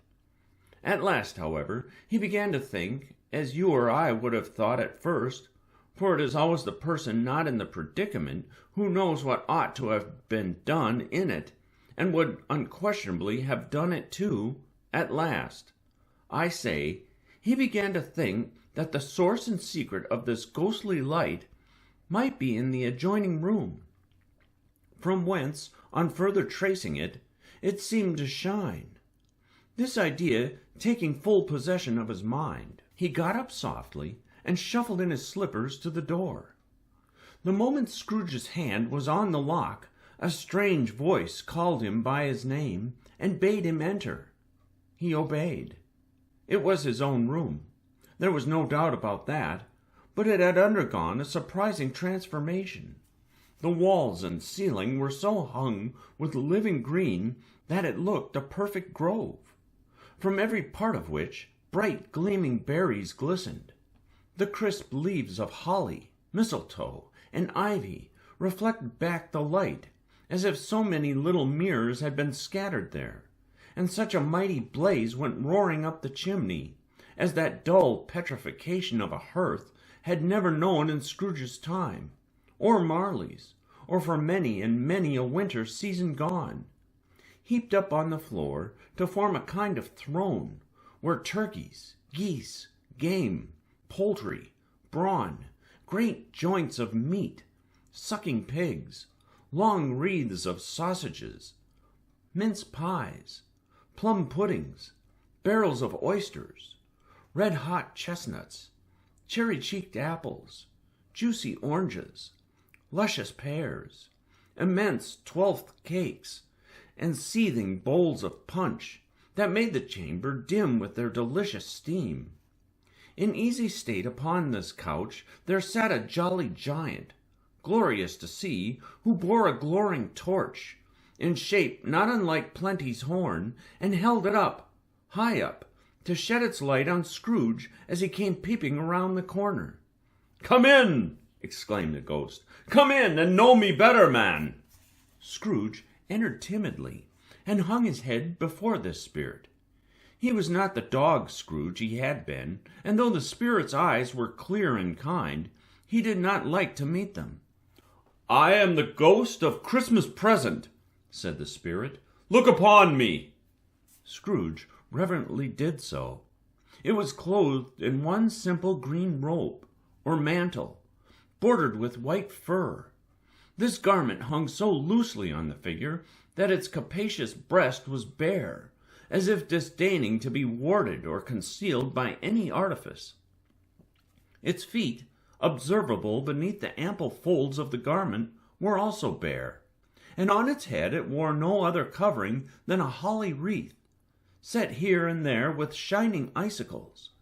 Its dark brown curls were long and free as its genial face, its sparkling eye, its open hand, its cheery voice, its unconstrained demeanor, and its joyful air.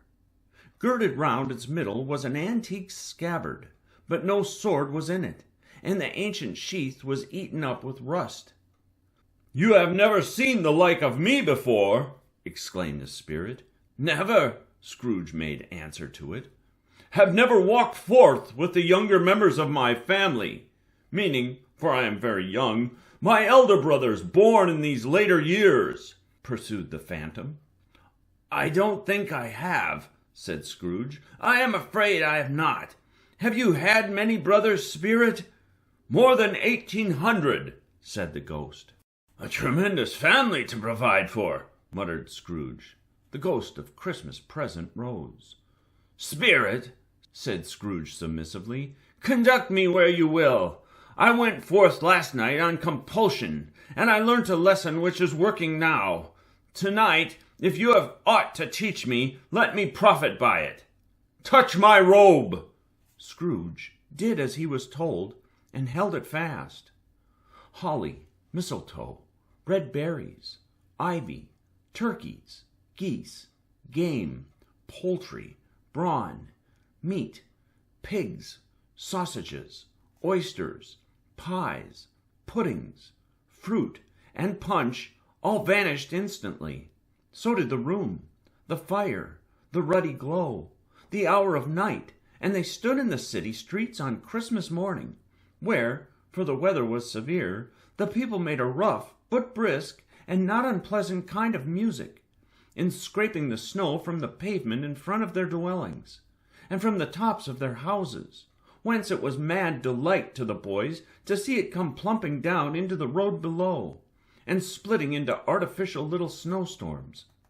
The house fronts looked black enough, and the windows blacker, contrasting with the smooth white sheet of snow upon the roofs, and with the dirtier snow upon the ground, which last deposit had been plowed up in deep furrows by the heavy wheels of carts and wagons, furrows that crossed and recrossed each other hundreds of times, where the great streets branched off and made intricate channels, hard to trace in the thick yellow mud and icy water. The sky was gloomy, and the shortest streets were choked up with a dingy mist, half thawed, half frozen, whose heavier particles descended in a shower of sooty atoms, as if all the chimneys in Great Britain had, by one consent, caught fire, and were blazing away to their dear hearts' content. There was nothing cheerful in the climate or the town, and yet was there an air of cheerfulness abroad that the clearest summer air and brightest summer sun might have endeavored to diffuse in vain. For the people who were shoveling away on the housetops were jovial and full of glee, calling out to one another from the parapets, and now and then exchanging a facetious snowball better-natured missile far than many a wordy jest, laughing heartily if it went right and not less heartily if it went wrong. The poulterers' shops were still half open, and the fruiterers were radiant in their glory. There were great, round, pot-bellied baskets of chestnuts, shaped like the waistcoats of jolly old gentlemen, lolling at their doors and tumbling out into the street in their apoplectic opulence. There were ruddy, brown-faced, broad-girthed Spanish onions, shining in the fatness of their growth like Spanish friars, and winking from their shelves in wanton slyness at the girls as they went by, and glanced demurely at the hung-up mistletoe. There were pears and apples, clustered high in the blooming pyramids. There were bunches of grapes, made, in the shopkeeper's benevolence, to dangle from conspicuous hooks, that people's mouths might water gratis as they passed. There were piles of filberts, mossy and brown, recalling in their fragrance ancient walks among the woods, and pleasant shufflings ankle-deep through withered leaves. There were Norfolk biffins, squat and swarthy, setting off the yellow of the oranges and lemons, and in the great compactness of their juicy persons, urgently entreating and beseeching to be carried home in paper bags and eaten after dinner. The very gold and silver fish, set forth among these choice fruits in a bowl, though members of a dull and stagnant-blooded race, appeared to know that there was something going on, and, to a fish, went gasping round and round their little world in slow and passionless excitement. The grocers, the grocers, nearly closed, with perhaps 2 shutters down, or 1, but through those gaps such glimpses.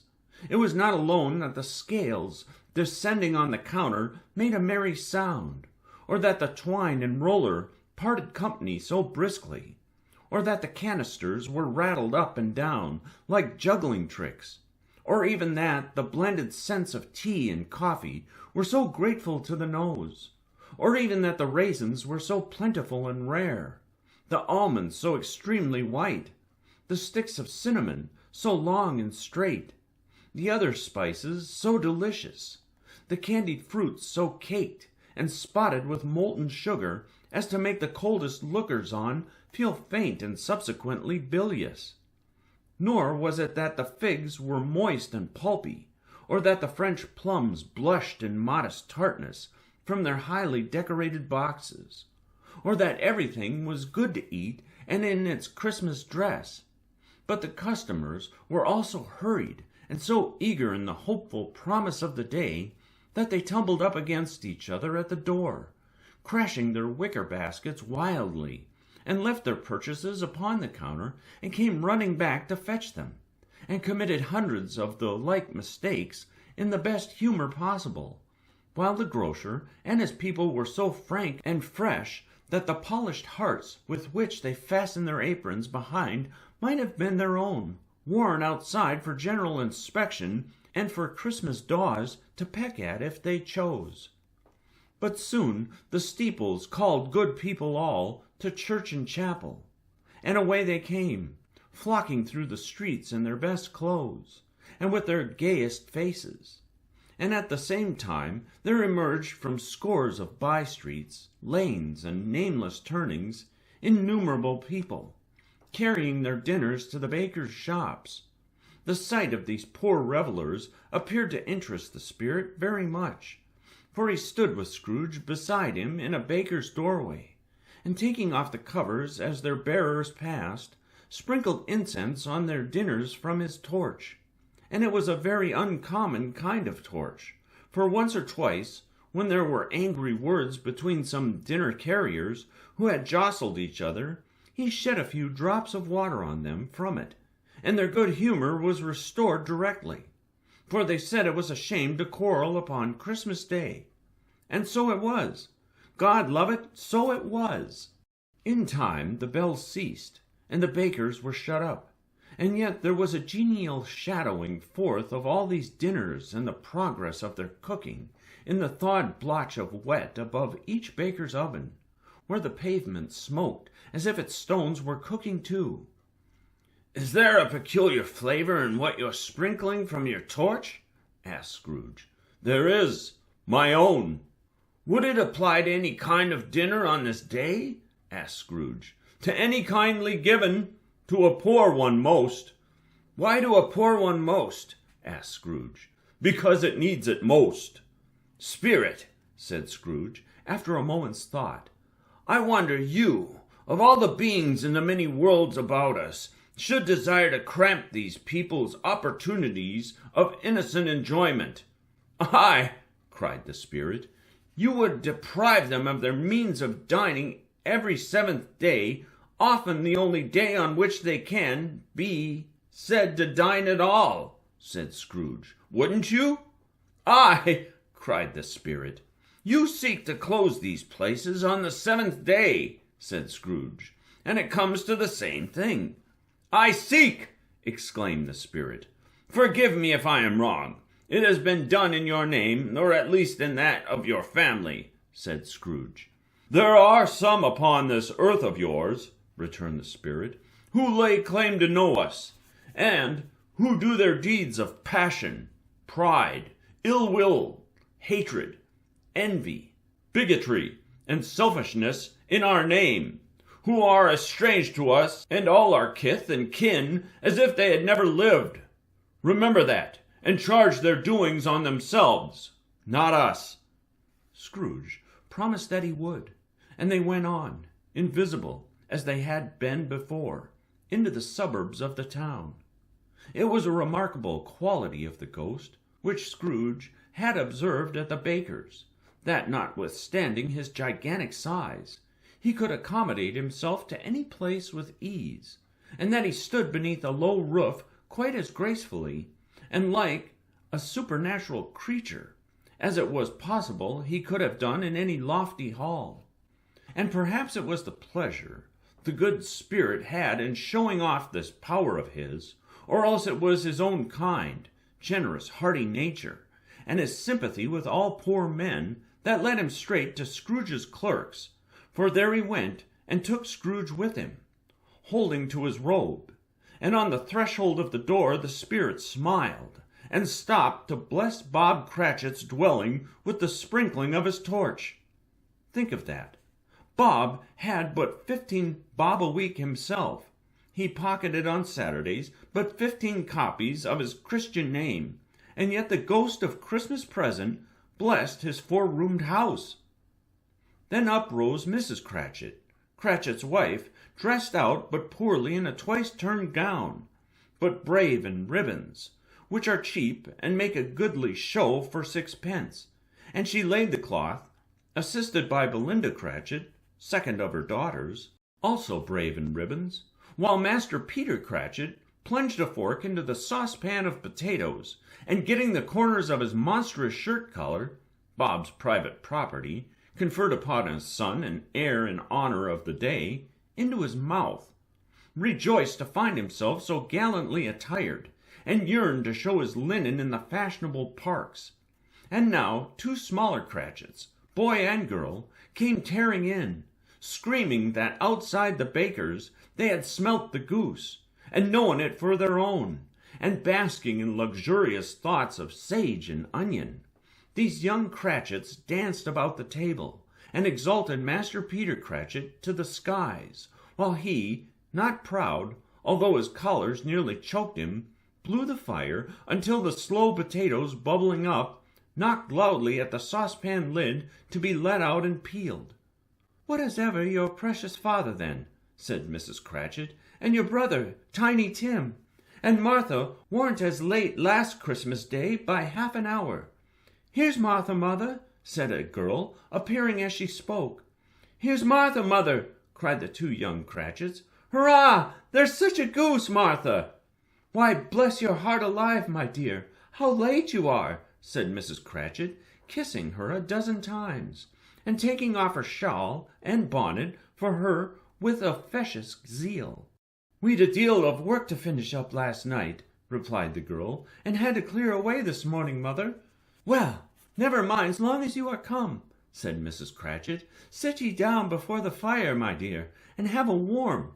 Lord bless ye! No, there's father coming," cried the 2 young children, who were everywhere at once. "Hide, Martha, hide!"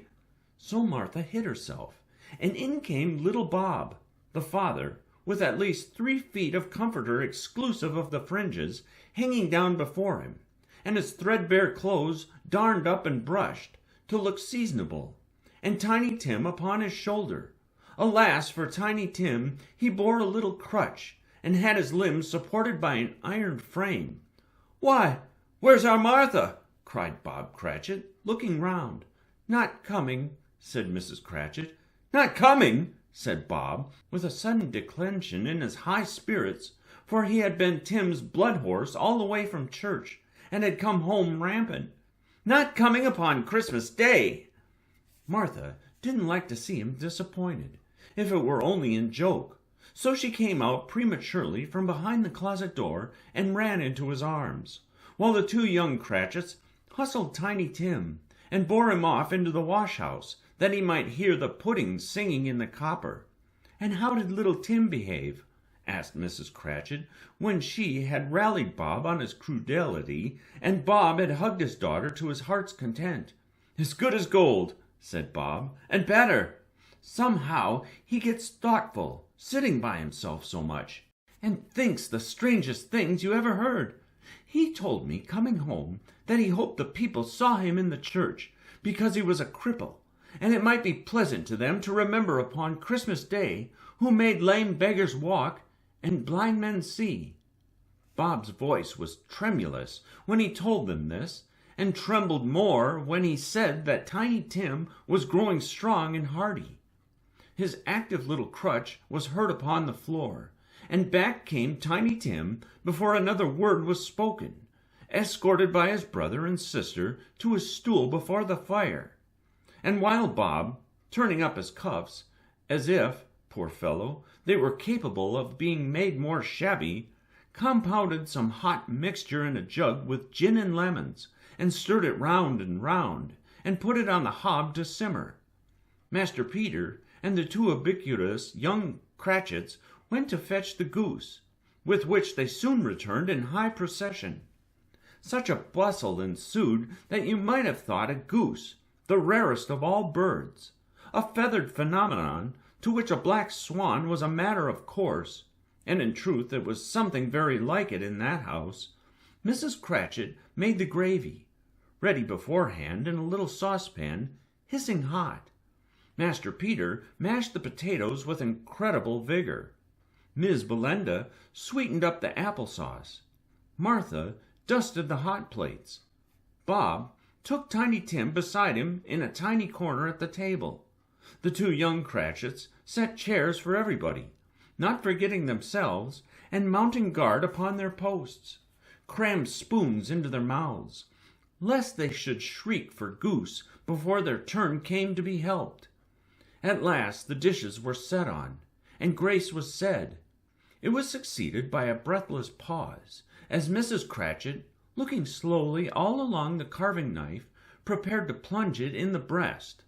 But when she did, and when the long-expected gush of stuffing issued forth, one murmur of delight arose all around the board, and even Tiny Tim, excited by the 2 young Cratchits, beat on the table with the handle of his knife, and feebly cried, "Hurrah!" There never was such a goose. Bob said he didn't believe there ever was such a goose cooked. Its tenderness and flavor, size and cheapness, were the themes of universal admiration. Eked out by applesauce and mashed potatoes, it was a sufficient dinner for the whole family. Indeed, as Mrs. Cratchit said with great delight, surveying one small atom of a bone upon the dish, they hadn't ate it all at last. Yet every one had had enough, and the youngest Cratchits in particular were steeped in sage and onion to the eyebrows. But now the plates being changed by Miss Belinda, Mrs. Cratchit left the room alone, too nervous to bear witness to take the pudding up and bring it in. Suppose it should not be done enough? Suppose it should break in turning out? Suppose somebody should have got over the wall of the backyard and stolen it while they were merry with the goose? A supposition at which the 2 young Cratchits became livid. All sorts of horrors were supposed. Hullo! A great deal of steam. The pudding was out of the copper. A smell like a washing day. That was the cloth. A smell like an eating-house, and a pastry cook's next door to each other, with a laundress's next door to that. That was the pudding. In half a minute Mrs. Cratchit entered, flushed, but smiling proudly, with the pudding, like a speckled cannon-ball, so hard and firm, blazing in half a quartern of ignited brandy, and bedight with Christmas holly stuck into the top. Oh, what a wonderful pudding! Bob Cratchit said, and calmly too, that he regarded it as the greatest success achieved by Mrs. Cratchit since their marriage. Mrs. Cratchit said that now the weight was off her mind. She would confess she had her doubts about the quantity of flour. Everybody had something to say about it, but nobody said or thought it was at all a small pudding for a large family. It would have been flat hearsay to do so. Any Cratchit would have blushed to hint at such a thing. At last the dinner was all done. The cloth was cleared, the hearth swept, and the fire made up. The compound in the jug being tasted, and considered perfect. Apples and oranges were put upon the table, and a shovelful of chestnuts on the fire. Then all the Cratchit family drew round the hearth, in what Bob Cratchit called a circle, meaning half a one, and at Bob Cratchit's elbow stood the family display of glass, 2 tumblers and a custard cup without a handle. These held the hot stuff from the jug, however, as well as golden goblets would have done, and Bob served it out with beaming looks, while the chestnuts on the fire sputtered and cracked noisily. Then Bob proposed, "A Merry Christmas to us all, my dears! God bless us!" Which all the family re-echoed. "God bless us, every one!" said Tiny Tim, the last of all. He sat very close to his father's side upon his little stool. Bob held his withered little hand in his, as if he loved the child and wished to keep him by his side, and dreaded that he might be taken from him. "Spirit," said Scrooge, with an interest he had never felt before, "tell me if Tiny Tim will live." "I see a vacant seat," replied the ghost, "in the poor chimney corner, and a crutch without an owner, carefully preserved. If these shadows remain unaltered by the future, the child will die." "No, no," said Scrooge. "Oh, no, kind spirit, say he will be spared." "If these shadows remain unaltered by the future, none other of my race," returned the ghost, "will find him here. What then? If he be like to die, he had better do it, and decrease the surplus population." Scrooge hung his head to hear his own words quoted by the spirit, and was overcome with penitence and grief. "Man," said the ghost, "if man you be in heart, not adamant, forbear that wicked cant until you have discovered what the surplus is, and where it is. Will you decide what men shall live, what men shall die? It may be that in the sight of heaven you are more worthless and less fit to live than millions like the poor man's child. O God, to hear the insect on the leaf pronouncing on the too much life among his hungry brothers in the dust."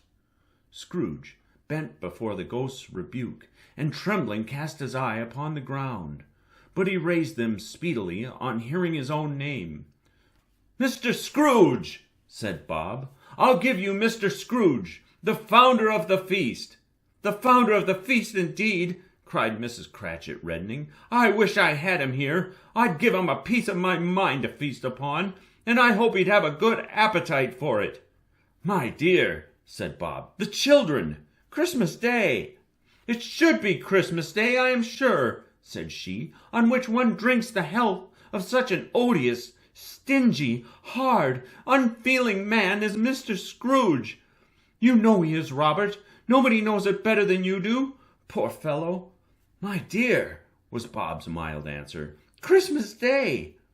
"I'll drink his health for your sake and the day's," said Mrs. Cratchit, "not for his. Long life to him, a Merry Christmas and a Happy New Year. He'll be very merry and very happy, I have no doubt." The children drank the toast after her. It was the first of their proceedings which had no heartiness. Tiny Tim drank it last of all, but he didn't care 2 pence for it. Scrooge was the ogre of the family. The mention of his name cast a dark shadow on the party, which was not dispelled for full 5 minutes.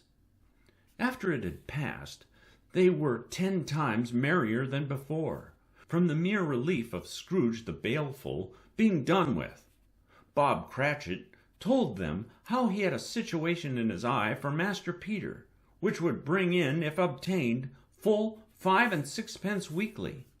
The 2 young Cratchits laughed tremendously at the idea of Peter's being a man of business, and Peter himself looked thoughtfully at the fire from between his collars, as if he were deliberating what particular investments he should favor when he came into the receipt of that bewildering income. Martha, who was a poor apprentice at a milliner's, then told them what kind of work she had to do, and how many hours she worked at a stretch, and how she meant to lie abed tomorrow, holiday, for a good long rest. Tomorrow, being a holiday, she passed at home. Also how she had seen a countess and a lord some days before, and how the lord was much about as tall as Peter, at which Peter pulled up his collar so high that you couldn't have seen his head if you had been there. All this time the chestnuts and the jug went around and round, and by they had a song about a lost child traveling in the snow, from Tiny Tim, who had a plaintive little voice, and sang it very well indeed. There was nothing of high mark in this. They were not a handsome family. They were not well dressed. Their shoes were far from being waterproof. Their clothes were scanty, and Peter might have known, and very likely did, the inside of a pawnbroker's. But they were happy, grateful, pleased with one another, and contented with the time. And when they faded, and looked happier yet in the bright sprinklings of the spirit's torch at parting, Scrooge had his eye upon them, and especially on Tiny Tim, until the last.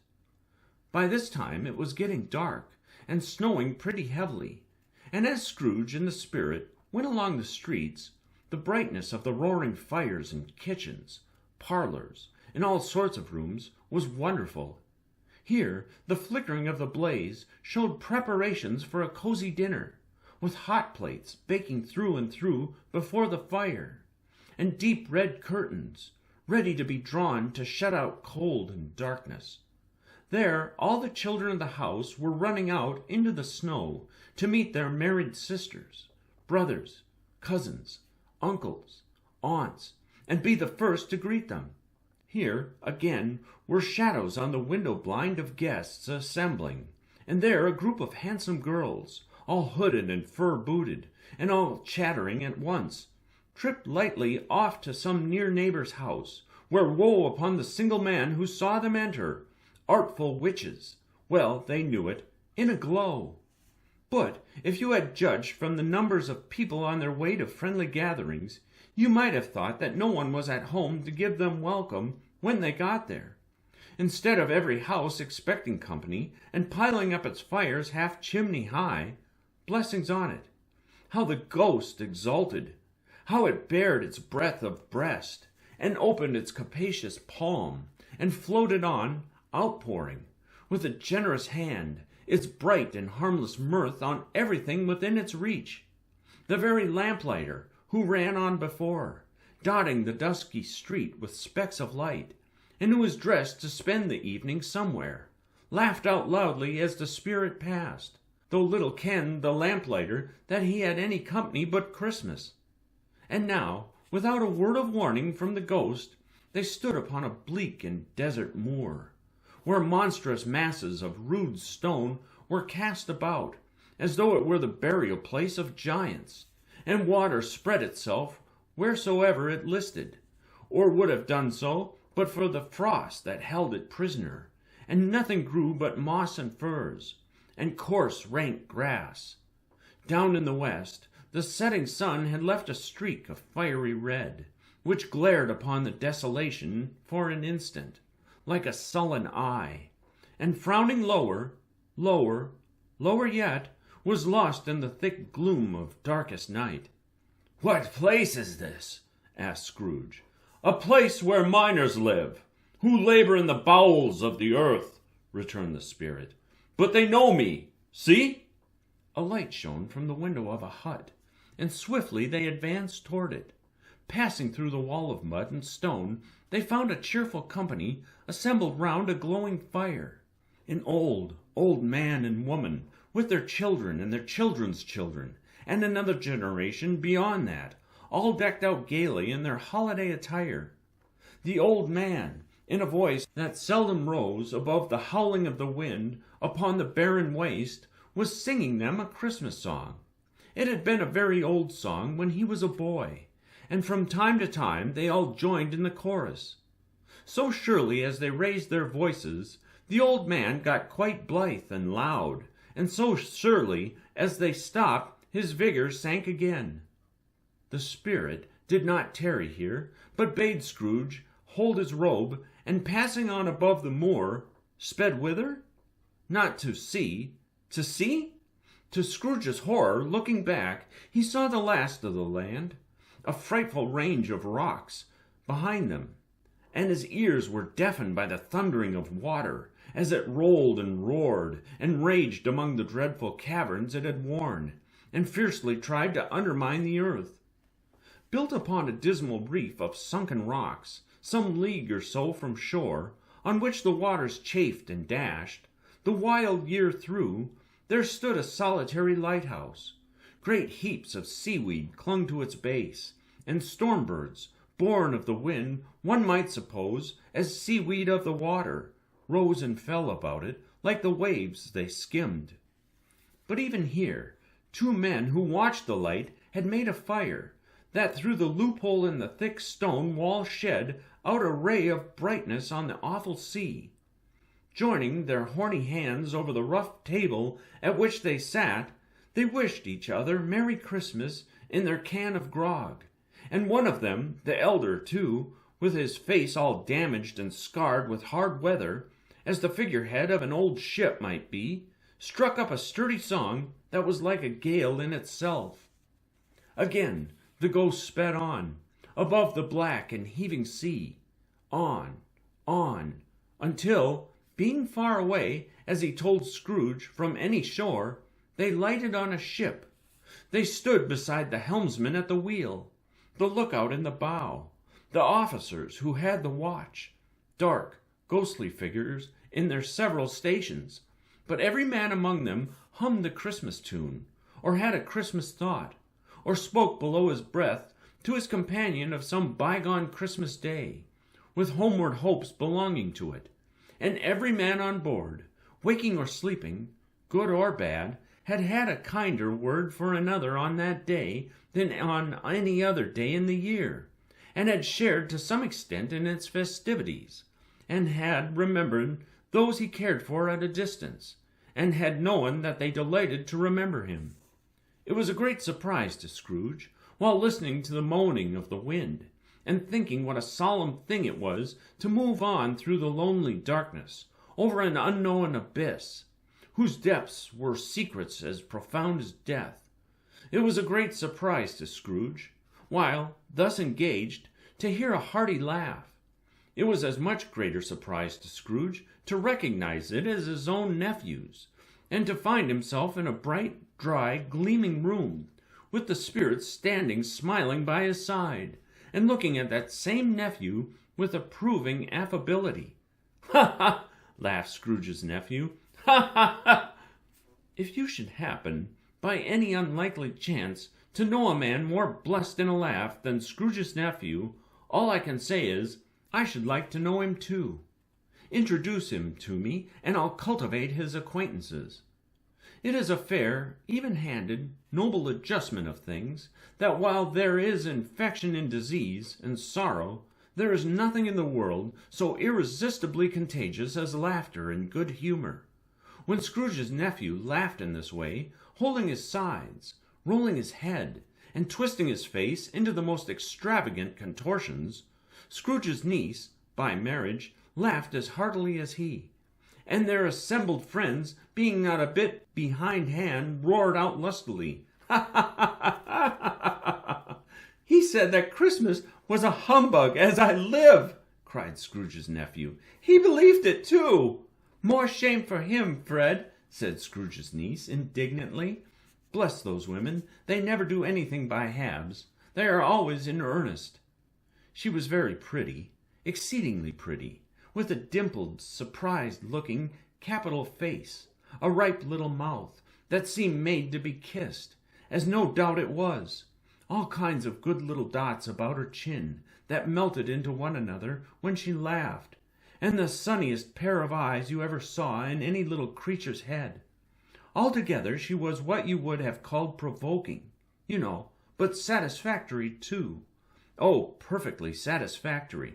"He's a comical old fellow," said Scrooge's nephew. "That's the truth, and not so pleasant as he might be. However, his offences carry their own punishment, and I have nothing to say against him."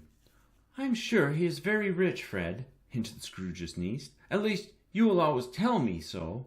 "What of that, my dear?" said Scrooge's nephew. "His wealth is of no use to him. He don't do any good with it. He don't make himself comfortable with it. He hasn't the satisfaction of thinking that he is ever going to benefit us with it." "I have no patience with him," observed Scrooge's niece. Scrooge's niece's sisters and all the other ladies expressed the same opinion. "Oh, I have," said Scrooge's nephew. "I am sorry for him. I couldn't be angry with him if I tried. Who suffers by his ill whims? Himself always. Here he takes it into his head to dislike us, and he won't come and dine with us.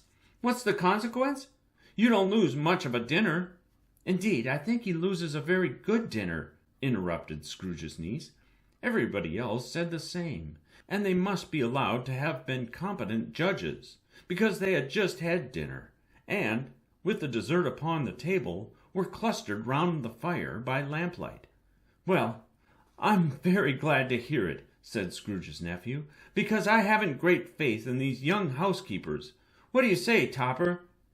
Topper had clearly got his eye upon one of Scrooge's niece's sisters, for he answered that a bachelor was a wretched outcast, who had no right to express an opinion on the subject, whereat Scrooge's niece's sister, the plump one with the lace tucker, not the one with the roses, blushed. "Do go on, Fred," said Scrooge's niece, clapping her hands. "He never finishes what he begins to say. He is such a ridiculous fellow."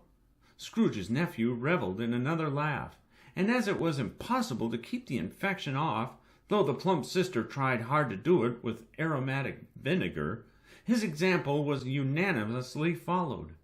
"I was only going to say," said Scrooge's nephew, "that the consequence of his taking a dislike to us, and not making merry with us, is, as I think, that he loses some pleasant moments, which could do him no harm. I am sure he loses pleasanter companions than he can find in his own thoughts, either in his mouldy old office or his dusty chambers. I mean, to give him the same chance every year, whether he likes it or not, for I pity him. He may rail at Christmas till he dies, but he can't help thinking better of it. I defy him. If he finds me going there in good temper year after year, and saying, 'Uncle Scrooge, how are you?' if it only puts him in the vein to leave his poor clerk £50, that's something, and I think I shook him yesterday." It was their turn to laugh now at the notion of his shaking Scrooge. But being thoroughly good-natured, and not much caring what they laughed at, so that they laughed at any rate, he encouraged them in their merriment, and passed the bottle joyously. After tea they had some music, for they were a musical family, and knew what they were about, when they sung a glee or catch. I can assure you, especially Topper, who could growl away in the bass like a good one, and never swell the large veins in his forehead, or get red in the face over it. Scrooge's niece played well upon the harp, and played among other tunes a simple little air, a mere nothing you might learn to whistle it in 2 minutes, which had been familiar to the child who fetched Scrooge from the boarding-school, as he had been reminded by the ghost of Christmas past. When this strain of music sounded, all the things that Ghost had shown him came upon his mind. He softened more and more, and thought that if he could have listened to it often, years ago, he might have cultivated the kindness of life for his own happiness with his own hands, without resorting to the sexton's spade that buried Jacob Marley. But they didn't devote the whole evening to music. After a while they played at forfeits, for it is good to be children sometimes, and never better than at Christmas, when its mighty founder was a child himself. Stop! There was first a game at Blindman's Bluff. Of course there was, and I no more believe Topper was really blind than I believe he had eyes in his boots. My opinion is that it was a done thing between him and Scrooge's nephew, and that the Ghost of Christmas Present knew it. The way he went after that plump sister in the lace tucker was an outrage on the credulity of human nature, knocking down the fire irons, tumbling over the chairs, bumping against the piano, smothering himself among the curtains. Wherever she went, there went he. He always knew where the plump sister was. He wouldn't catch anybody else. If you had fallen up against him, as some of them did, on purpose, he would have made a feint of endeavoring to seize you, which would have been an affront to your understanding, and would instantly have sidled off in the direction of the plump sister. She often cried out that it wasn't fair, and it really was not, but when at last he caught her, when, in spite of all her silken rustlings and her rapid flutterings past him, he got her into a corner whence there was no escape, then his conduct was the most execrable. For his pretending not to know her, his pretending that it was necessary to touch her headdress, and further to assure himself of her identity by pressing a certain ring upon her finger and a certain chain about her neck, was vile, monstrous. No doubt she told him her opinion of it, when another blind man being in office, they were so very confidential together behind the curtains.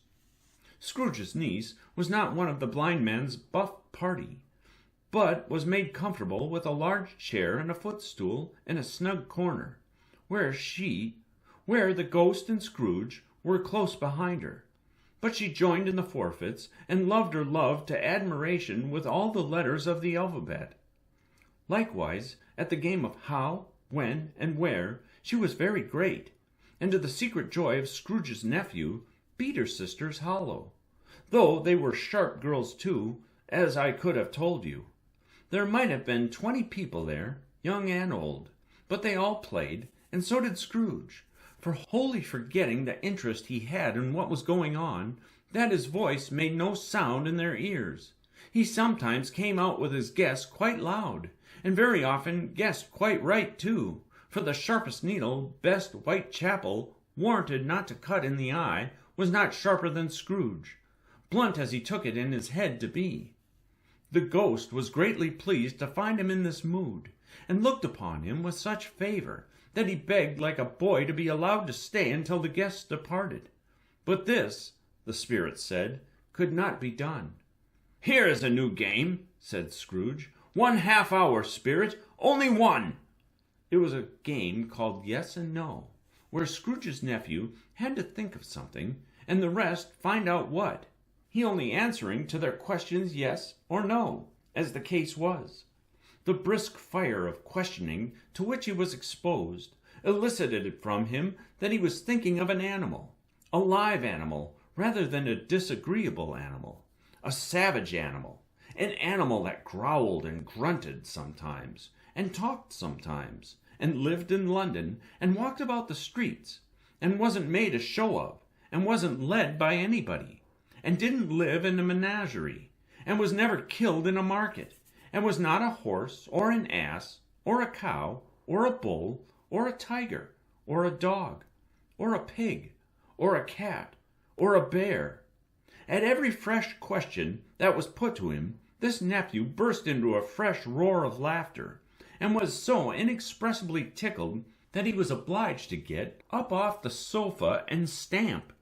At last the plump sister, falling into a similar state, cried out, "I have found it out! I know what it is, Fred! I know what it is!" "What is it?" cried Fred. "It's your Uncle Scrooge!" which it certainly was. Admiration was the universal sentiment, though some objected that the reply to "Is it a bear?" ought to have been yes, inasmuch as an answer in the negative was sufficient to have diverted their thoughts from Mr. Scrooge, supposing they had ever had any tendency that way. "He has given us plenty of merriment, I am sure," said Fred, "and it would be ungrateful not to drink his health. Here is a glass of mulled wine ready to our hand at the moment, and I say, Uncle Scrooge!" "Well, Uncle Scrooge!" they cried. "A Merry Christmas and a Happy New Year to the old man, wherever he is," said Scrooge's nephew. "He wouldn't take it from me, but may he have it, nevertheless. Uncle Scrooge!" Uncle Scrooge had imperceptibly become so gay and light of heart that he would have pledged the unconscious company in return, and thanked them in an inaudible speech if the ghost had given him time. But the whole scene passed off in the breath of the last words spoken by his nephew, and he and the spirit were again upon their travels. Much they saw, and far they went, and many homes they visited, but always with a happy end.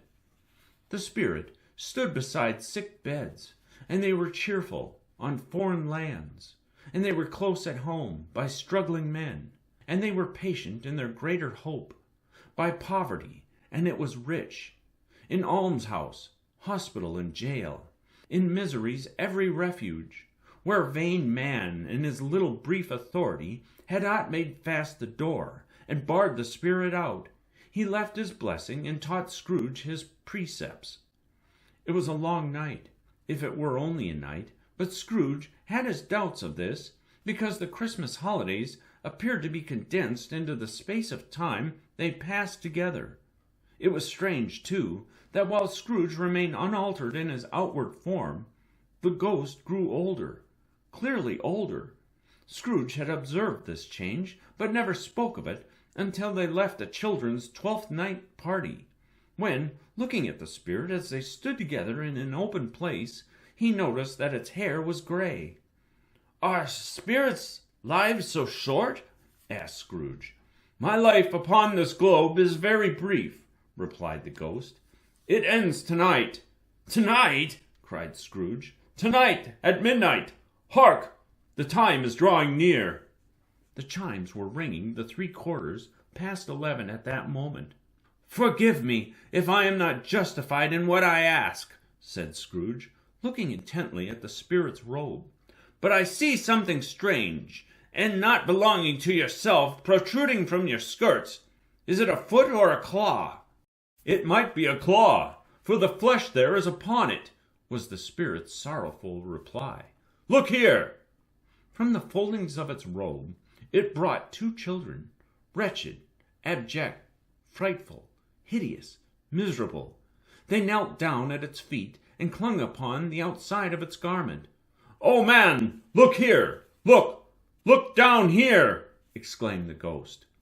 They were a boy and a girl, yellow, meager, ragged, scowling, wolfish, but prostrate, too, in their humility. Where graceful youth should have filled their features out and touched them with its freshest tints, a stale and shriveled hand, like that of age, had pinched and twisted them, and pulled them into shreds. Where angels might have sat enthroned, devils lurked and glared out menacing.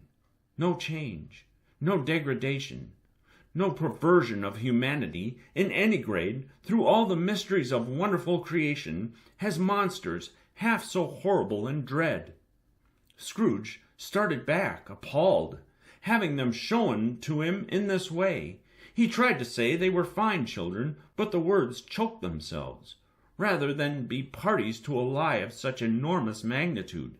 "Spirit, are they yours?" Scrooge could say no more. "They are man's," said the spirit, looking down upon them, "and they cling to me, appealing from their fathers. This boy is ignorance, this girl is want. Beware them both, in all of their degree. But most of all, beware this boy, for on his brow I see that written which is doom, unless the writing be erased. Deny it," cried the spirit, stretching out its hand towards the city. Slander those who tell it ye. Admit it for your facetious purposes, and make it worse, and abide the end. Have they no refuge or resource? Cried Scrooge. Are there no prisons? Said the spirit, turning on him for the last time with his own words. Are there no workhouses? The bell struck 12. Scrooge looked about him for the ghost, and saw it not. As the last stroke ceased to vibrate, he remembered the prediction of old Jacob Marley, and lifting up his eyes, beheld a solemn phantom, draped and hooded, coming like a mist along the ground towards him. Stave V, the last of the spirits. The phantom slowly, gravely, silently approached. When it came, Scrooge bent down upon his knee, for in the very air through which this spirit moved, it seemed to scatter gloom and mystery. It was shrouded in a deep black garment, which concealed its head, its face, its form, and left nothing of it visible save one outstretched hand. But for this it would have been difficult to detach its figure from the night, and separate it from the darkness by which it was surrounded.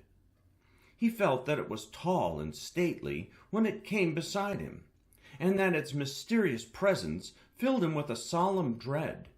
He knew no more, for the spirit neither spoke nor moved. I am in the presence of the ghost of Christmas yet to come, said Scrooge.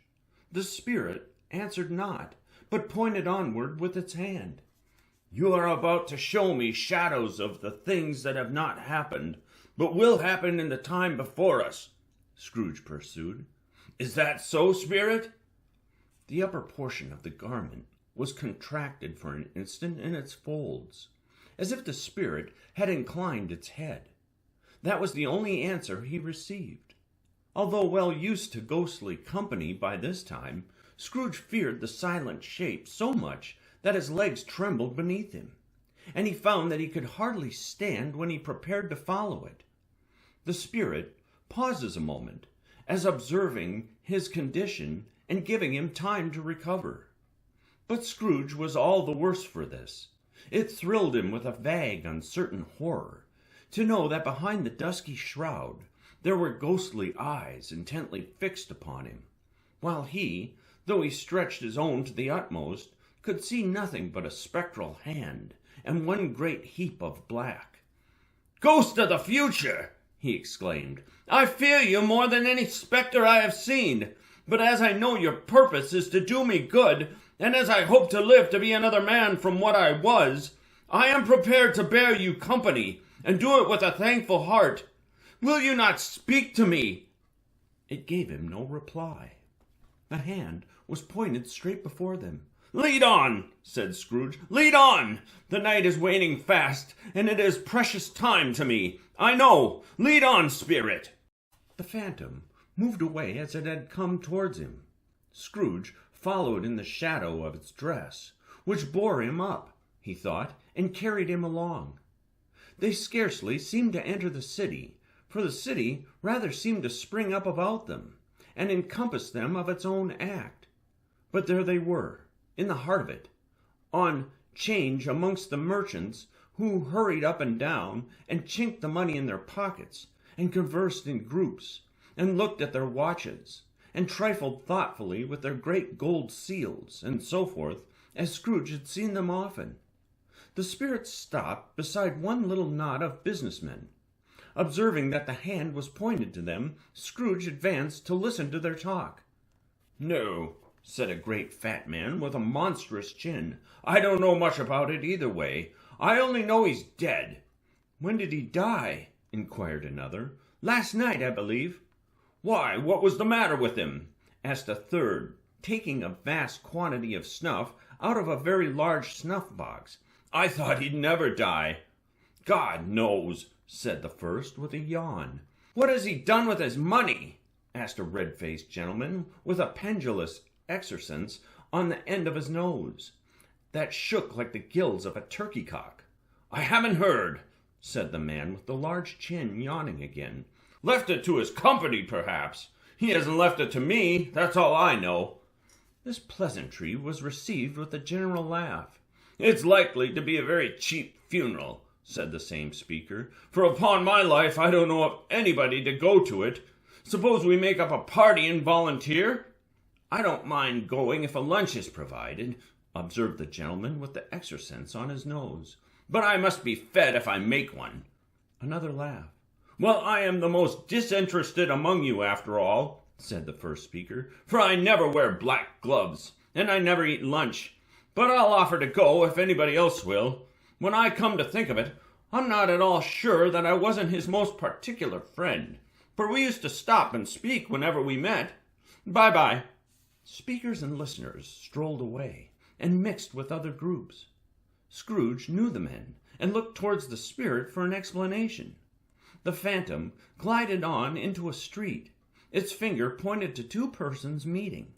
Scrooge listened again, thinking that the explanation might lie here. He knew these men also perfectly. They were men of business, very wealthy, and of great importance. He had made a point always of standing well in their esteem. In a business point of view, that is. Strictly in a business point of view. "How are you?" said one. "How are you?" returned the other. "Well," said the first, "Old Scratch has got his own at last, eh?" "So I am told," returned the second. "Cold, isn't it?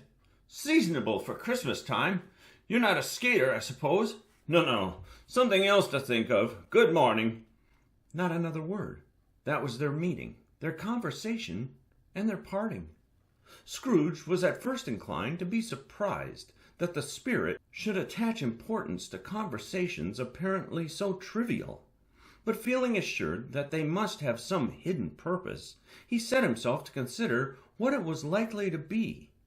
They could scarcely be supposed to have any bearings on the death of Jacob, his old partner, for that was past, and this ghost's province was the future.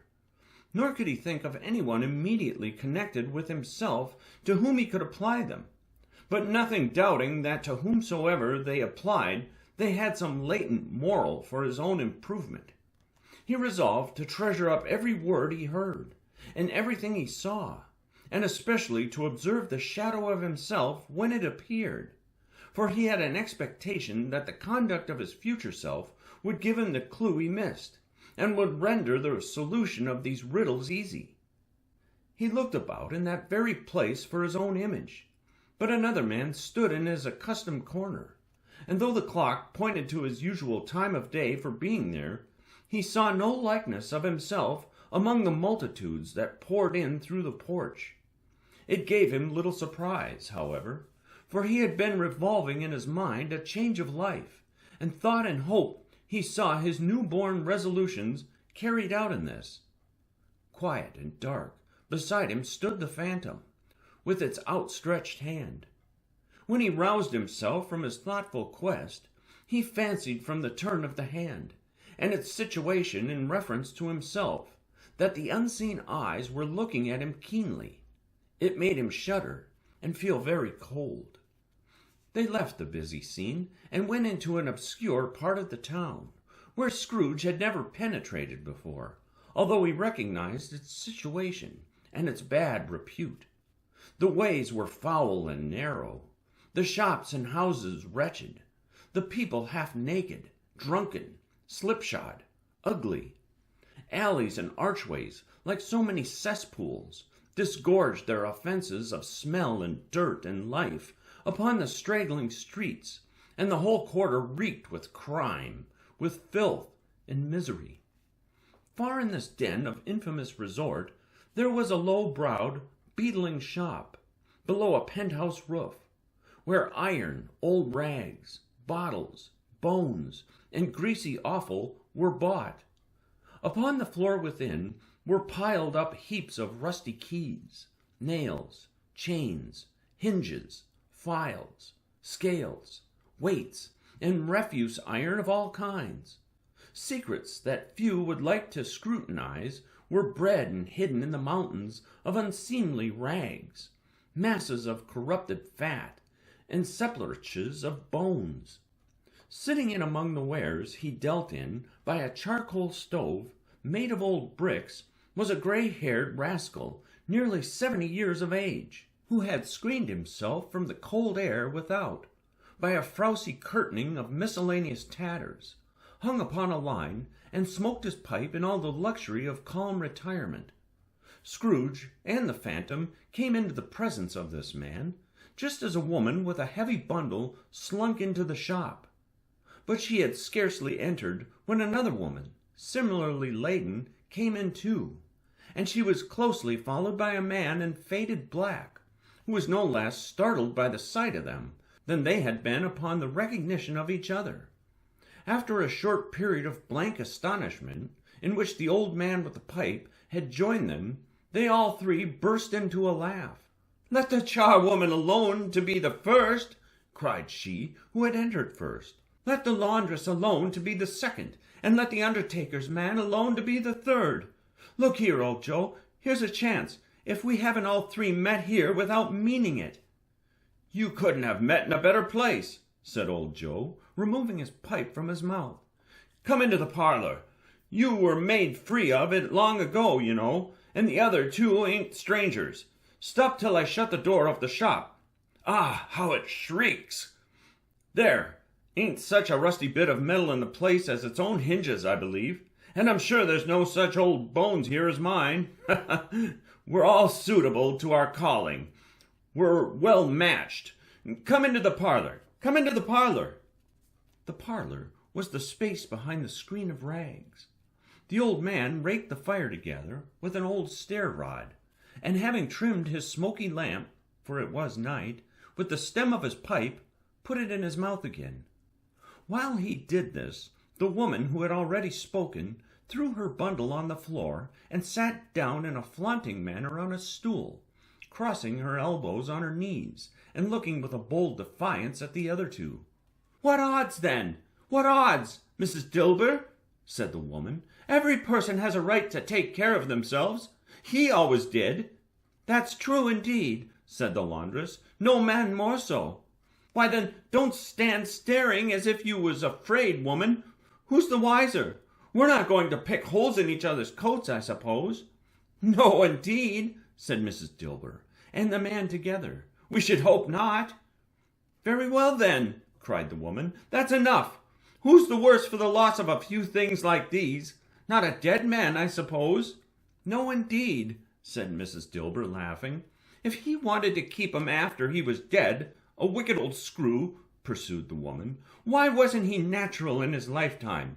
If he had been, he'd have had somebody to look after him when he was struck with death, instead of lying gasping out of his last there, alone by himself." "It's the truest word that ever was spoke," said Mrs. Dilber. "It's a judgment on him." "I wish it was a little heavier judgment," replied the woman, "and it should have been. You may depend upon it. If I could have laid my hands on anything else, open up that bundle, old Joe, and let me know the value of it. Speak out plain. I'm not afraid to be the first, nor afraid for them to see it. We know pretty well that we were helping ourselves before we met here, I believe. It's no sin. Open the bundle, Joe." But the gallantry of her friends would not allow of this, and the man in faded black, mounting the breech first, produced his plunder. It was not extensive. A seal or two, a pencil case, a pair of sleeve buttons, and a brooch of no great value were all. They were severely examined and appraised by old Joe, who chalked the sums he was disposed to give for each upon the wall, and added them up into a total when he found there was nothing more to come. "That's your account," said Joe, "and I wouldn't give another sixpence if I was to be boiled for not doing it. Who's next?" Mrs. Dilber was next.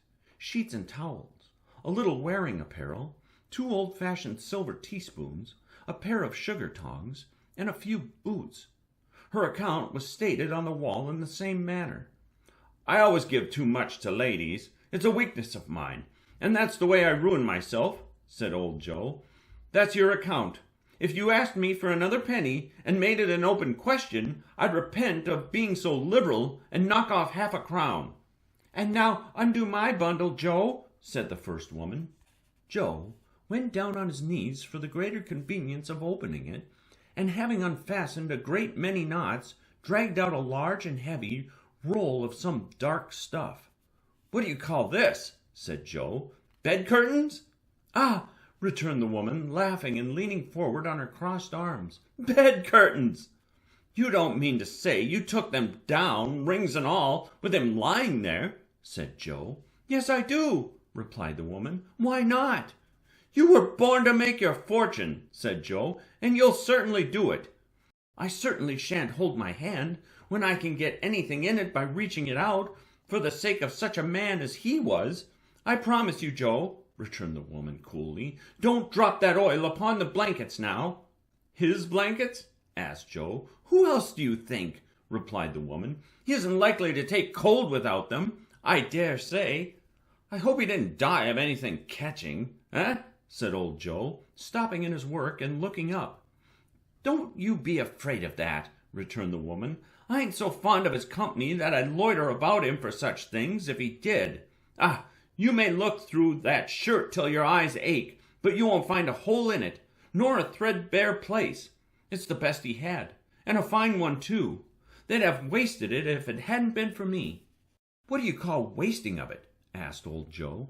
"Putting it on him to be buried in, to be sure," replied the woman with a laugh. "Somebody was fool enough to do it, but I took it off again.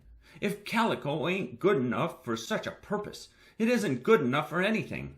It's quite as becoming to the body. He can't look uglier than he did in that one." Scrooge listened to this dialogue in horror, as they sat grouped about their spoil, in the scanty light afforded by the old man's lamp. He viewed them with a detestation and disgust which could hardly have been greater, though they had been obscene demons, marketing the corpse itself. "Ha, ha!" laughed the same woman, when old Joe, producing a flannel bag with money in it, told out their several gains upon the ground. "This is the end of it, you see. He frightened every one away from him when he was alive, to profit us when he was dead. Ha, ha, ha!" "Spirit!" said Scrooge, shuddering from head to foot. I see. The case of this unhappy man might be my own. My life tends that way now. Merciful heavens, what is this?" He recoiled in terror, for the scene had changed, and now he almost touched a bed. A bare, uncurtained bed, on which, beneath a ragged sheet, there lay a something covered up, which, though it was dumb, announced itself in awful language. The room was very dark, too dark to be observed with any accuracy, though Scrooge glanced round it in obedience to a secret impulse, anxious to know what kind of room it was. A pale light, rising in the outer air, fell straight upon the bed, and on it, plundered and bereft, unwatched, unwept, uncared for, was the body of this man. Scrooge glanced towards the phantom. Its steady hand was pointed to the head, the cover so carelessly adjusted that the slightest raising of it, the motion of a finger upon Scrooge's part, would have disclosed the face. He thought of it, felt how easy it would be to do, and longed to do it, but had no more power to withdraw the veil than to dismiss the spectre at his side. "O cold, cold, rigid, dreadful death, set up thine altar here, and dress it with such terrors as thou hast as thy command, for this is thy dominion. But of the loved, revered, and honored head, thou canst not turn one hair to thy dread purposes, or make one feature odious. It is not that the hand is heavy and will fall down when released.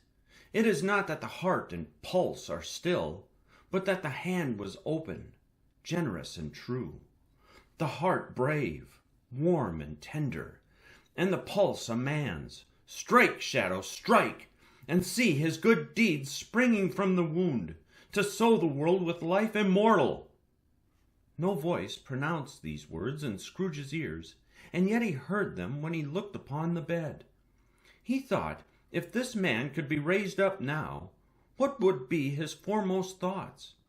Avarice, hard dealing, griping cares. They have brought him to a rich end, truly. He lay in the dark, empty house, with not a man, a woman, or a child to say that he was kind to me in this or that, and for the memory of one kind word I will be kind to him." A cat was tearing at the door, and there was a sound of gnawing rats beneath the hearthstone. What they wanted in the room of death, and why they were so restless and disturbed, Scrooge did not dare to think. "Spirit," he said, "this is a fearful place. In leaving it, I shall not leave its lesson. Trust me. Let us go." Still, the ghost pointed with an unmoved finger to the head. "I understand you," Scrooge returned, "and I would do it if I could. But I have not the power, Spirit. I have not the power." Again it seemed to look upon him. "If there is any person in the town who feels emotion caused by this man's death," said Scrooge, quite agonized, "show that person to me, Spirit. I beseech you." The phantom spread its dark robe before him for a moment, like a wing, and withdrawing it, revealed a room by daylight, where a mother and her children were. She was expecting someone, and with an anxious eagerness, for she walked up and down the room, started at every sound, looked out from the window, glanced at the clock, tried, but in vain, to work with her needle, and could hardly bear the voices of the children in their play.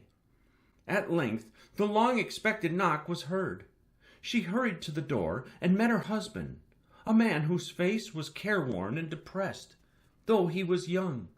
There was a remarkable expression in it now, a kind of serious delight of which he felt ashamed, and which he struggled to repress. He sat down to the dinner that had been boarding for him by the fire, and when she asked him faintly what news, which was not until a long silence, he appeared embarrassed how to answer. "Is it good," she said, "or bad?" To help him. "Bad," he answered. "We are quite ruined. No, there is hope yet, Caroline. If he relents," she said, amazed. "There is. Nothing is past hope if such a miracle had happened." "He is past relenting," said her husband. "He is dead." She was a mild and patient creature, if her face spoke truth, but she was thankful in her soul to hear it, and she said so with clasped hands. She prayed forgiveness the next moment, and was sorry, but the first was the emotion of her heart.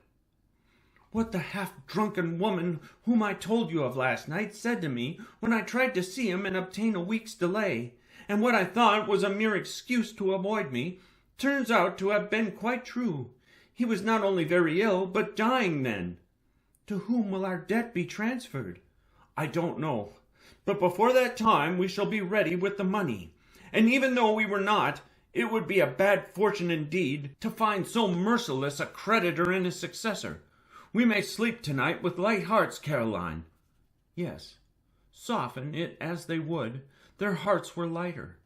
The children's faces, hushed and clustered round to hear what they so little understood, were brighter, and it was a happier house for this man's death. The only emotion that the ghost could show him, caused by the event, was one of pleasure. "Let me see some tenderness connected with a death," said Scrooge, "or that dark chamber spirit, which we left just now, will be forever present to me." The ghost conducted him through several streets familiar to his feet, and as they went along, Scrooge looked here and there to find himself, but nowhere was he to be seen. They entered poor Bob Cratchit's house, the dwelling he had visited before, and found the mother and the children seated round the fire. Quiet, very quiet. The noisy little Cratchits were as still as statues in one corner, and sat looking up at Peter, who had a book before him. The mother and her daughters were engaged in sewing, but surely they were very quiet. And he took a child and set him in the midst of them. Where had Scrooge heard those words? He had not dreamed them. The boy must have read them out, as he and the spirit crossed the threshold. Why did he not go on? The mother laid her work upon the table and put her hand up to her face. "The color hurts my eyes," she said. "The color? Ah, poor Tiny Tim." "They're better now again," said Cratchit's wife. "It makes them weak by candlelight. And I wouldn't show weak eyes to your father when he comes home for the world. It must be near his time." "Past it, rather," Peter answered, shutting up his book. "But I think he has walked a little slower than he used these few last evenings, Mother." They were very quiet again. At last she said, and in a steady, cheerful voice that only faltered once, "I have known him walk with Tiny Tim upon his shoulder very fast indeed." "And so have I," cried Peter, "often." "And so have I," exclaimed another. So had all. "But he was very light to carry," she resumed, intent upon her work, "and his father loved him so that it was no trouble. And there is your father at the door." She hurried out to meet him, and little Bob and his comforter, he had need of it, poor fellow, came in.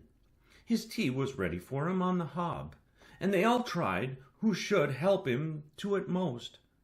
Then the two young Cratchits got upon his knees and laid, each child a little cheek against his face, as if they said, "Don't mind it, father, don't be grieved." Bob was very cheerful with them, and spoke pleasantly to all the family.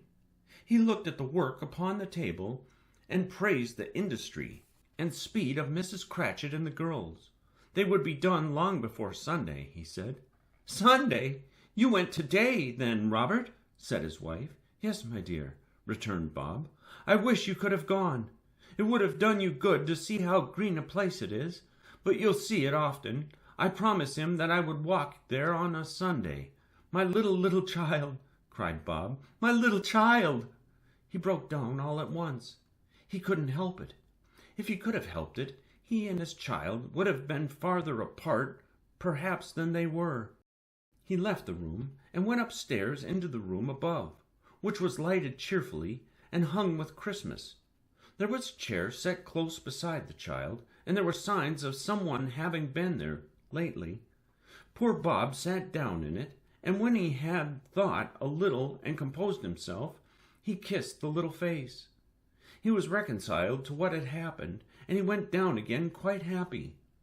They drew about the fire and talked, the girls and mother working still.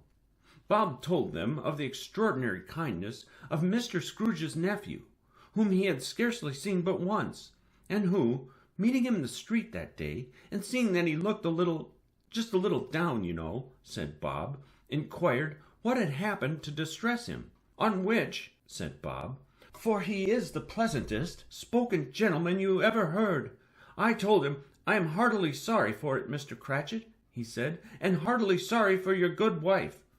By the by, how he ever knew that, I don't know." "Knew what, my dear?" "Why, that you were a good wife," replied Bob.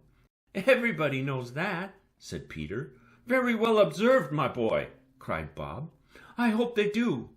Heartily sorry," he said, "for your good wife. If I can be of service to you in any way," he said, giving me his card, "that's where I live. Pray come to me."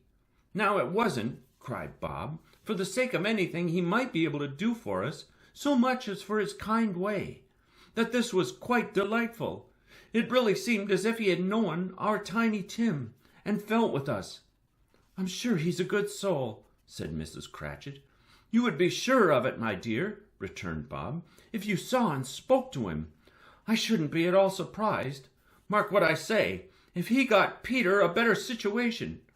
Only hear that, Peter," said Mrs. Cratchit. "And then," cried one of the girls, "Peter will be keeping company with someone and setting up for himself." "Get along with you," retorted Peter, grinning.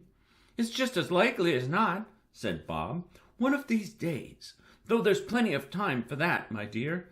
But however and whenever we part from one another, I am sure we shall none of us forget poor Tiny Tim, shall we?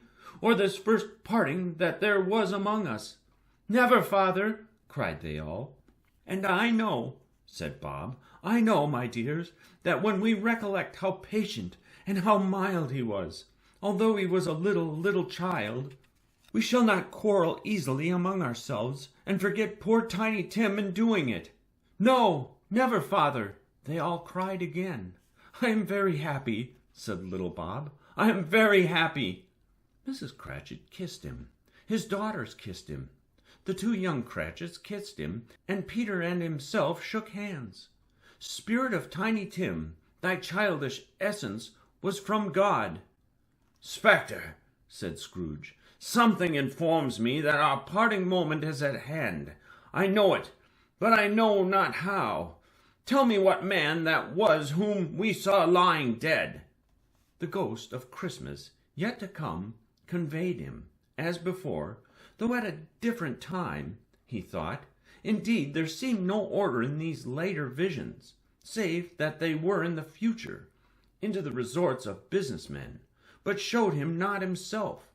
Indeed, the spirit did not stay for anything, but went straight on, as to the end just now desired, until besought by Scrooge to tarry for a moment. This court, said Scrooge, through which we hurry now, is where my place of occupation is, and has been for a length of time. I see the house. Let me behold what I shall be in days to come. The spirit stopped. The hand was pointed elsewhere. The house is yonder, Scrooge exclaimed. Why do you point away? The inexorable finger underwent no change. Scrooge hastened to the window of his office and looked in. It was an office still, but not his. The furniture was not the same, and the figure in the chair was not himself. The phantom pointed as before. He joined it once again, and wondering why and whither he had gone, accompanied it until they reached an iron gate. He paused to look round before entering. A churchyard. Here, then, the wretched man, whose name he had now to learn, lay underneath the ground. It was a worthy place, walled in by houses, overrun by grass and weeds, the growth of vegetation's death, not life, choked up with too much burying, fat with repleted appetite. A worthy place. The spirit stood among the graves, and pointed down to one. He advanced toward it, trembling. The phantom was exactly as it had been, but he dreaded that he saw a new meaning in its solemn shape. Before I draw nearer to that stone to which you point, said Scrooge, answer me one question. Are these the shadows of the things that will be, or are they the shadows of things that may be only? Still, the ghost pointed downward to the grave by which it stood. Men's courses will foreshadow certain ends to which it preserved in. They must lead, said Scrooge. But if the courses be departed from, the ends will change. Say it is thus with what you show me. The spirit was immovable as ever. Scrooge crept towards it, trembling as he went, and following the finger, read upon the stone of the neglected grave his own name, Ebenezer Scrooge. Am I that man who lay upon the bed? He cried, upon his knees. The finger pointed from the grave to him and back again. No, spirit! Oh, no, no! The finger still was there. Spirit! He cried, tight, clutching at its robe. Hear me! I am not the man I was. I will not be the man I must have been but for this intercourse. Why, show me this, if I am past all hope. For the first time the hand appeared to shake. Good spirit, he pursued, as down upon the ground he fell before it. Your nature intercedes for me and pities me. Assure me that I yet may change these shadows you have shown me by an altered life. The kind hand trembled. I will honor Christmas in my heart and try to keep it all the year. I will live in the past, the present, and the future. The spirits of all three shall strive within me. I will not shut out the lessons that they teach. Oh, tell me that I may sponge away the writing on the stone. In his agony, he caught the spectral hand. It sought to free itself, but he was strong in his entreaty and detained it. The spirit, stronger yet, repulsed him. Holding up his hands in a last prayer to have his fate reversed, he saw an alternation in the phantom's hood and dress. It shrunk, collapsed, and dwindled down into a bedpost. Stave V, the end of it. Yes, and the bedpost was his own. The bed was his own. The room was his own. Best and happiest of all, the time before him was his own, to make amends in. "I will live in the past, the present, and the future," Scrooge repeated, as he scrambled out of bed. "The spirits of all three shall strive within me. Oh, Jacob Marley, heaven and the Christmas time be praised for this. I say it on my knees, old Jacob, on my knees." He was so fluttered and so glowing with his good intentions that his broken voice would scarcely answer to his call. He had been sobbing violently in his conflict with the spirit, and his face was wet with tears. "They are not torn down," cried Scrooge, folding one of his bed curtains in his arms. "They are not torn down, rings and all. They are here. I am here. The shadows of the things that would have been may be dispelled. They will be. I know they will." His hands were busy with his garments all this time, turning them inside out, putting them on upside down, tearing them, mislaying them, making them parties of every kind of extravagance. "I don't know what to do," cried Scrooge, laughing and crying in the same breath, and making a perfect lacoon of himself with his stockings. "I am as light as a feather. I am as happy as an angel. I am as merry as a schoolboy. I am as giddy as a drunken man. A Merry Christmas to everybody. A Happy New Year to all the world. Hello here. Whoop! Hello!" He had frisked into the sitting room, and was now standing there, perfectly winded. "There's the saucepan that the gruel was in," cried Scrooge, starting off again, and going round the fireplace.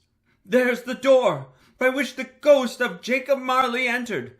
There's the corner where the ghost of Christmas presents sat. There's the window where I saw the wandering spirits. It's all right. It's all true. It all happened. Really, for a man who had been out of practice for so many years, it was a splendid laugh, a most illustrious laugh, the father of a long, long line of brilliant laughs.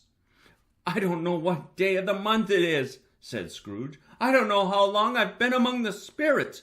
I don't know anything. I'm quite a baby. Never mind. I don't care. I'd rather be a baby. Hello! Whoop! Hello here!" He was checked in his transports by the church's ringing out the lustiest peals he had ever heard. Clash, clang, hammer, ding dong, bell, bell, dong, ding, hammer, clang, clash. Oh, glorious, glorious! Running to the window, he opened it and put out his head. No fog, no mist. Clear, bright, jovial stirring. Cold, cold, piping for the blood to dance to.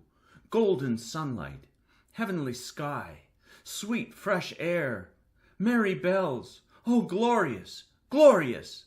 "What's today?" cried Scrooge, calling down toward a boy in Sunday clothes, who perhaps had loitered in to look about him.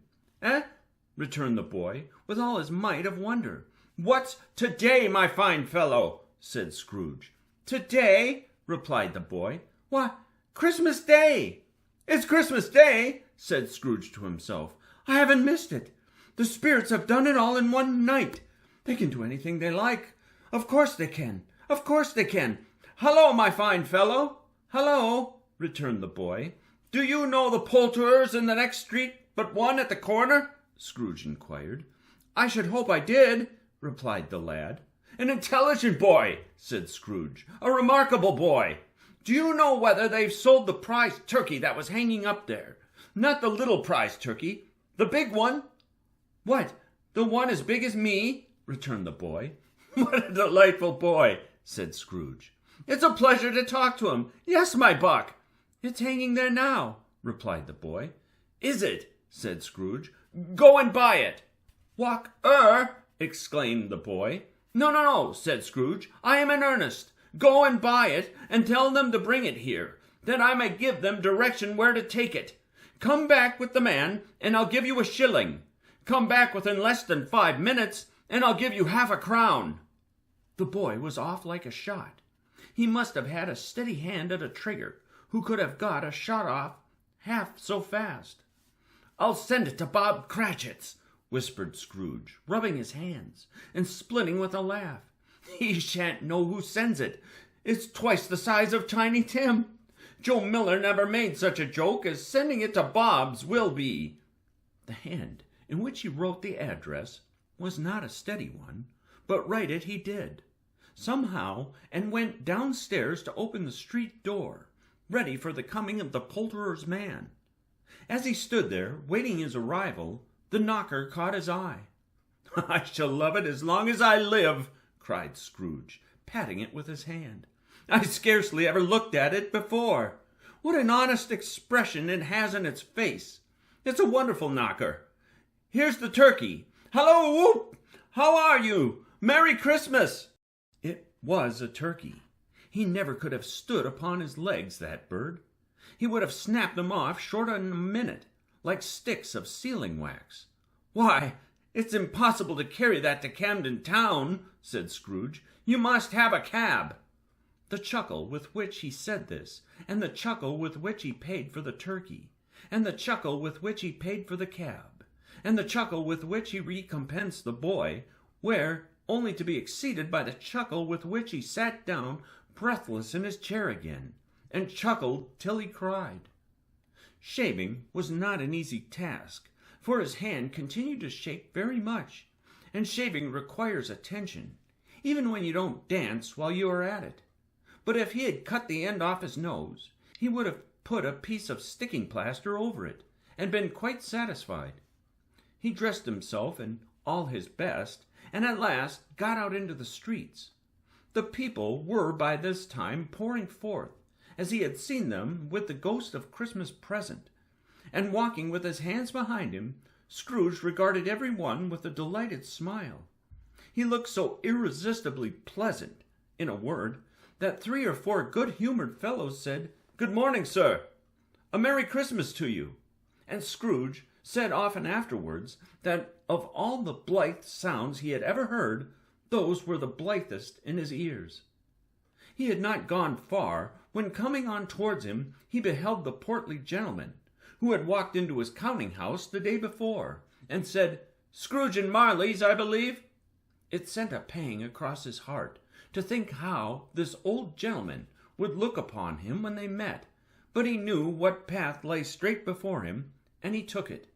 "My dear sir," said Scrooge, quickening his pace, and taking the old gentleman by both his hands, "how do you do? I hope you succeeded yesterday.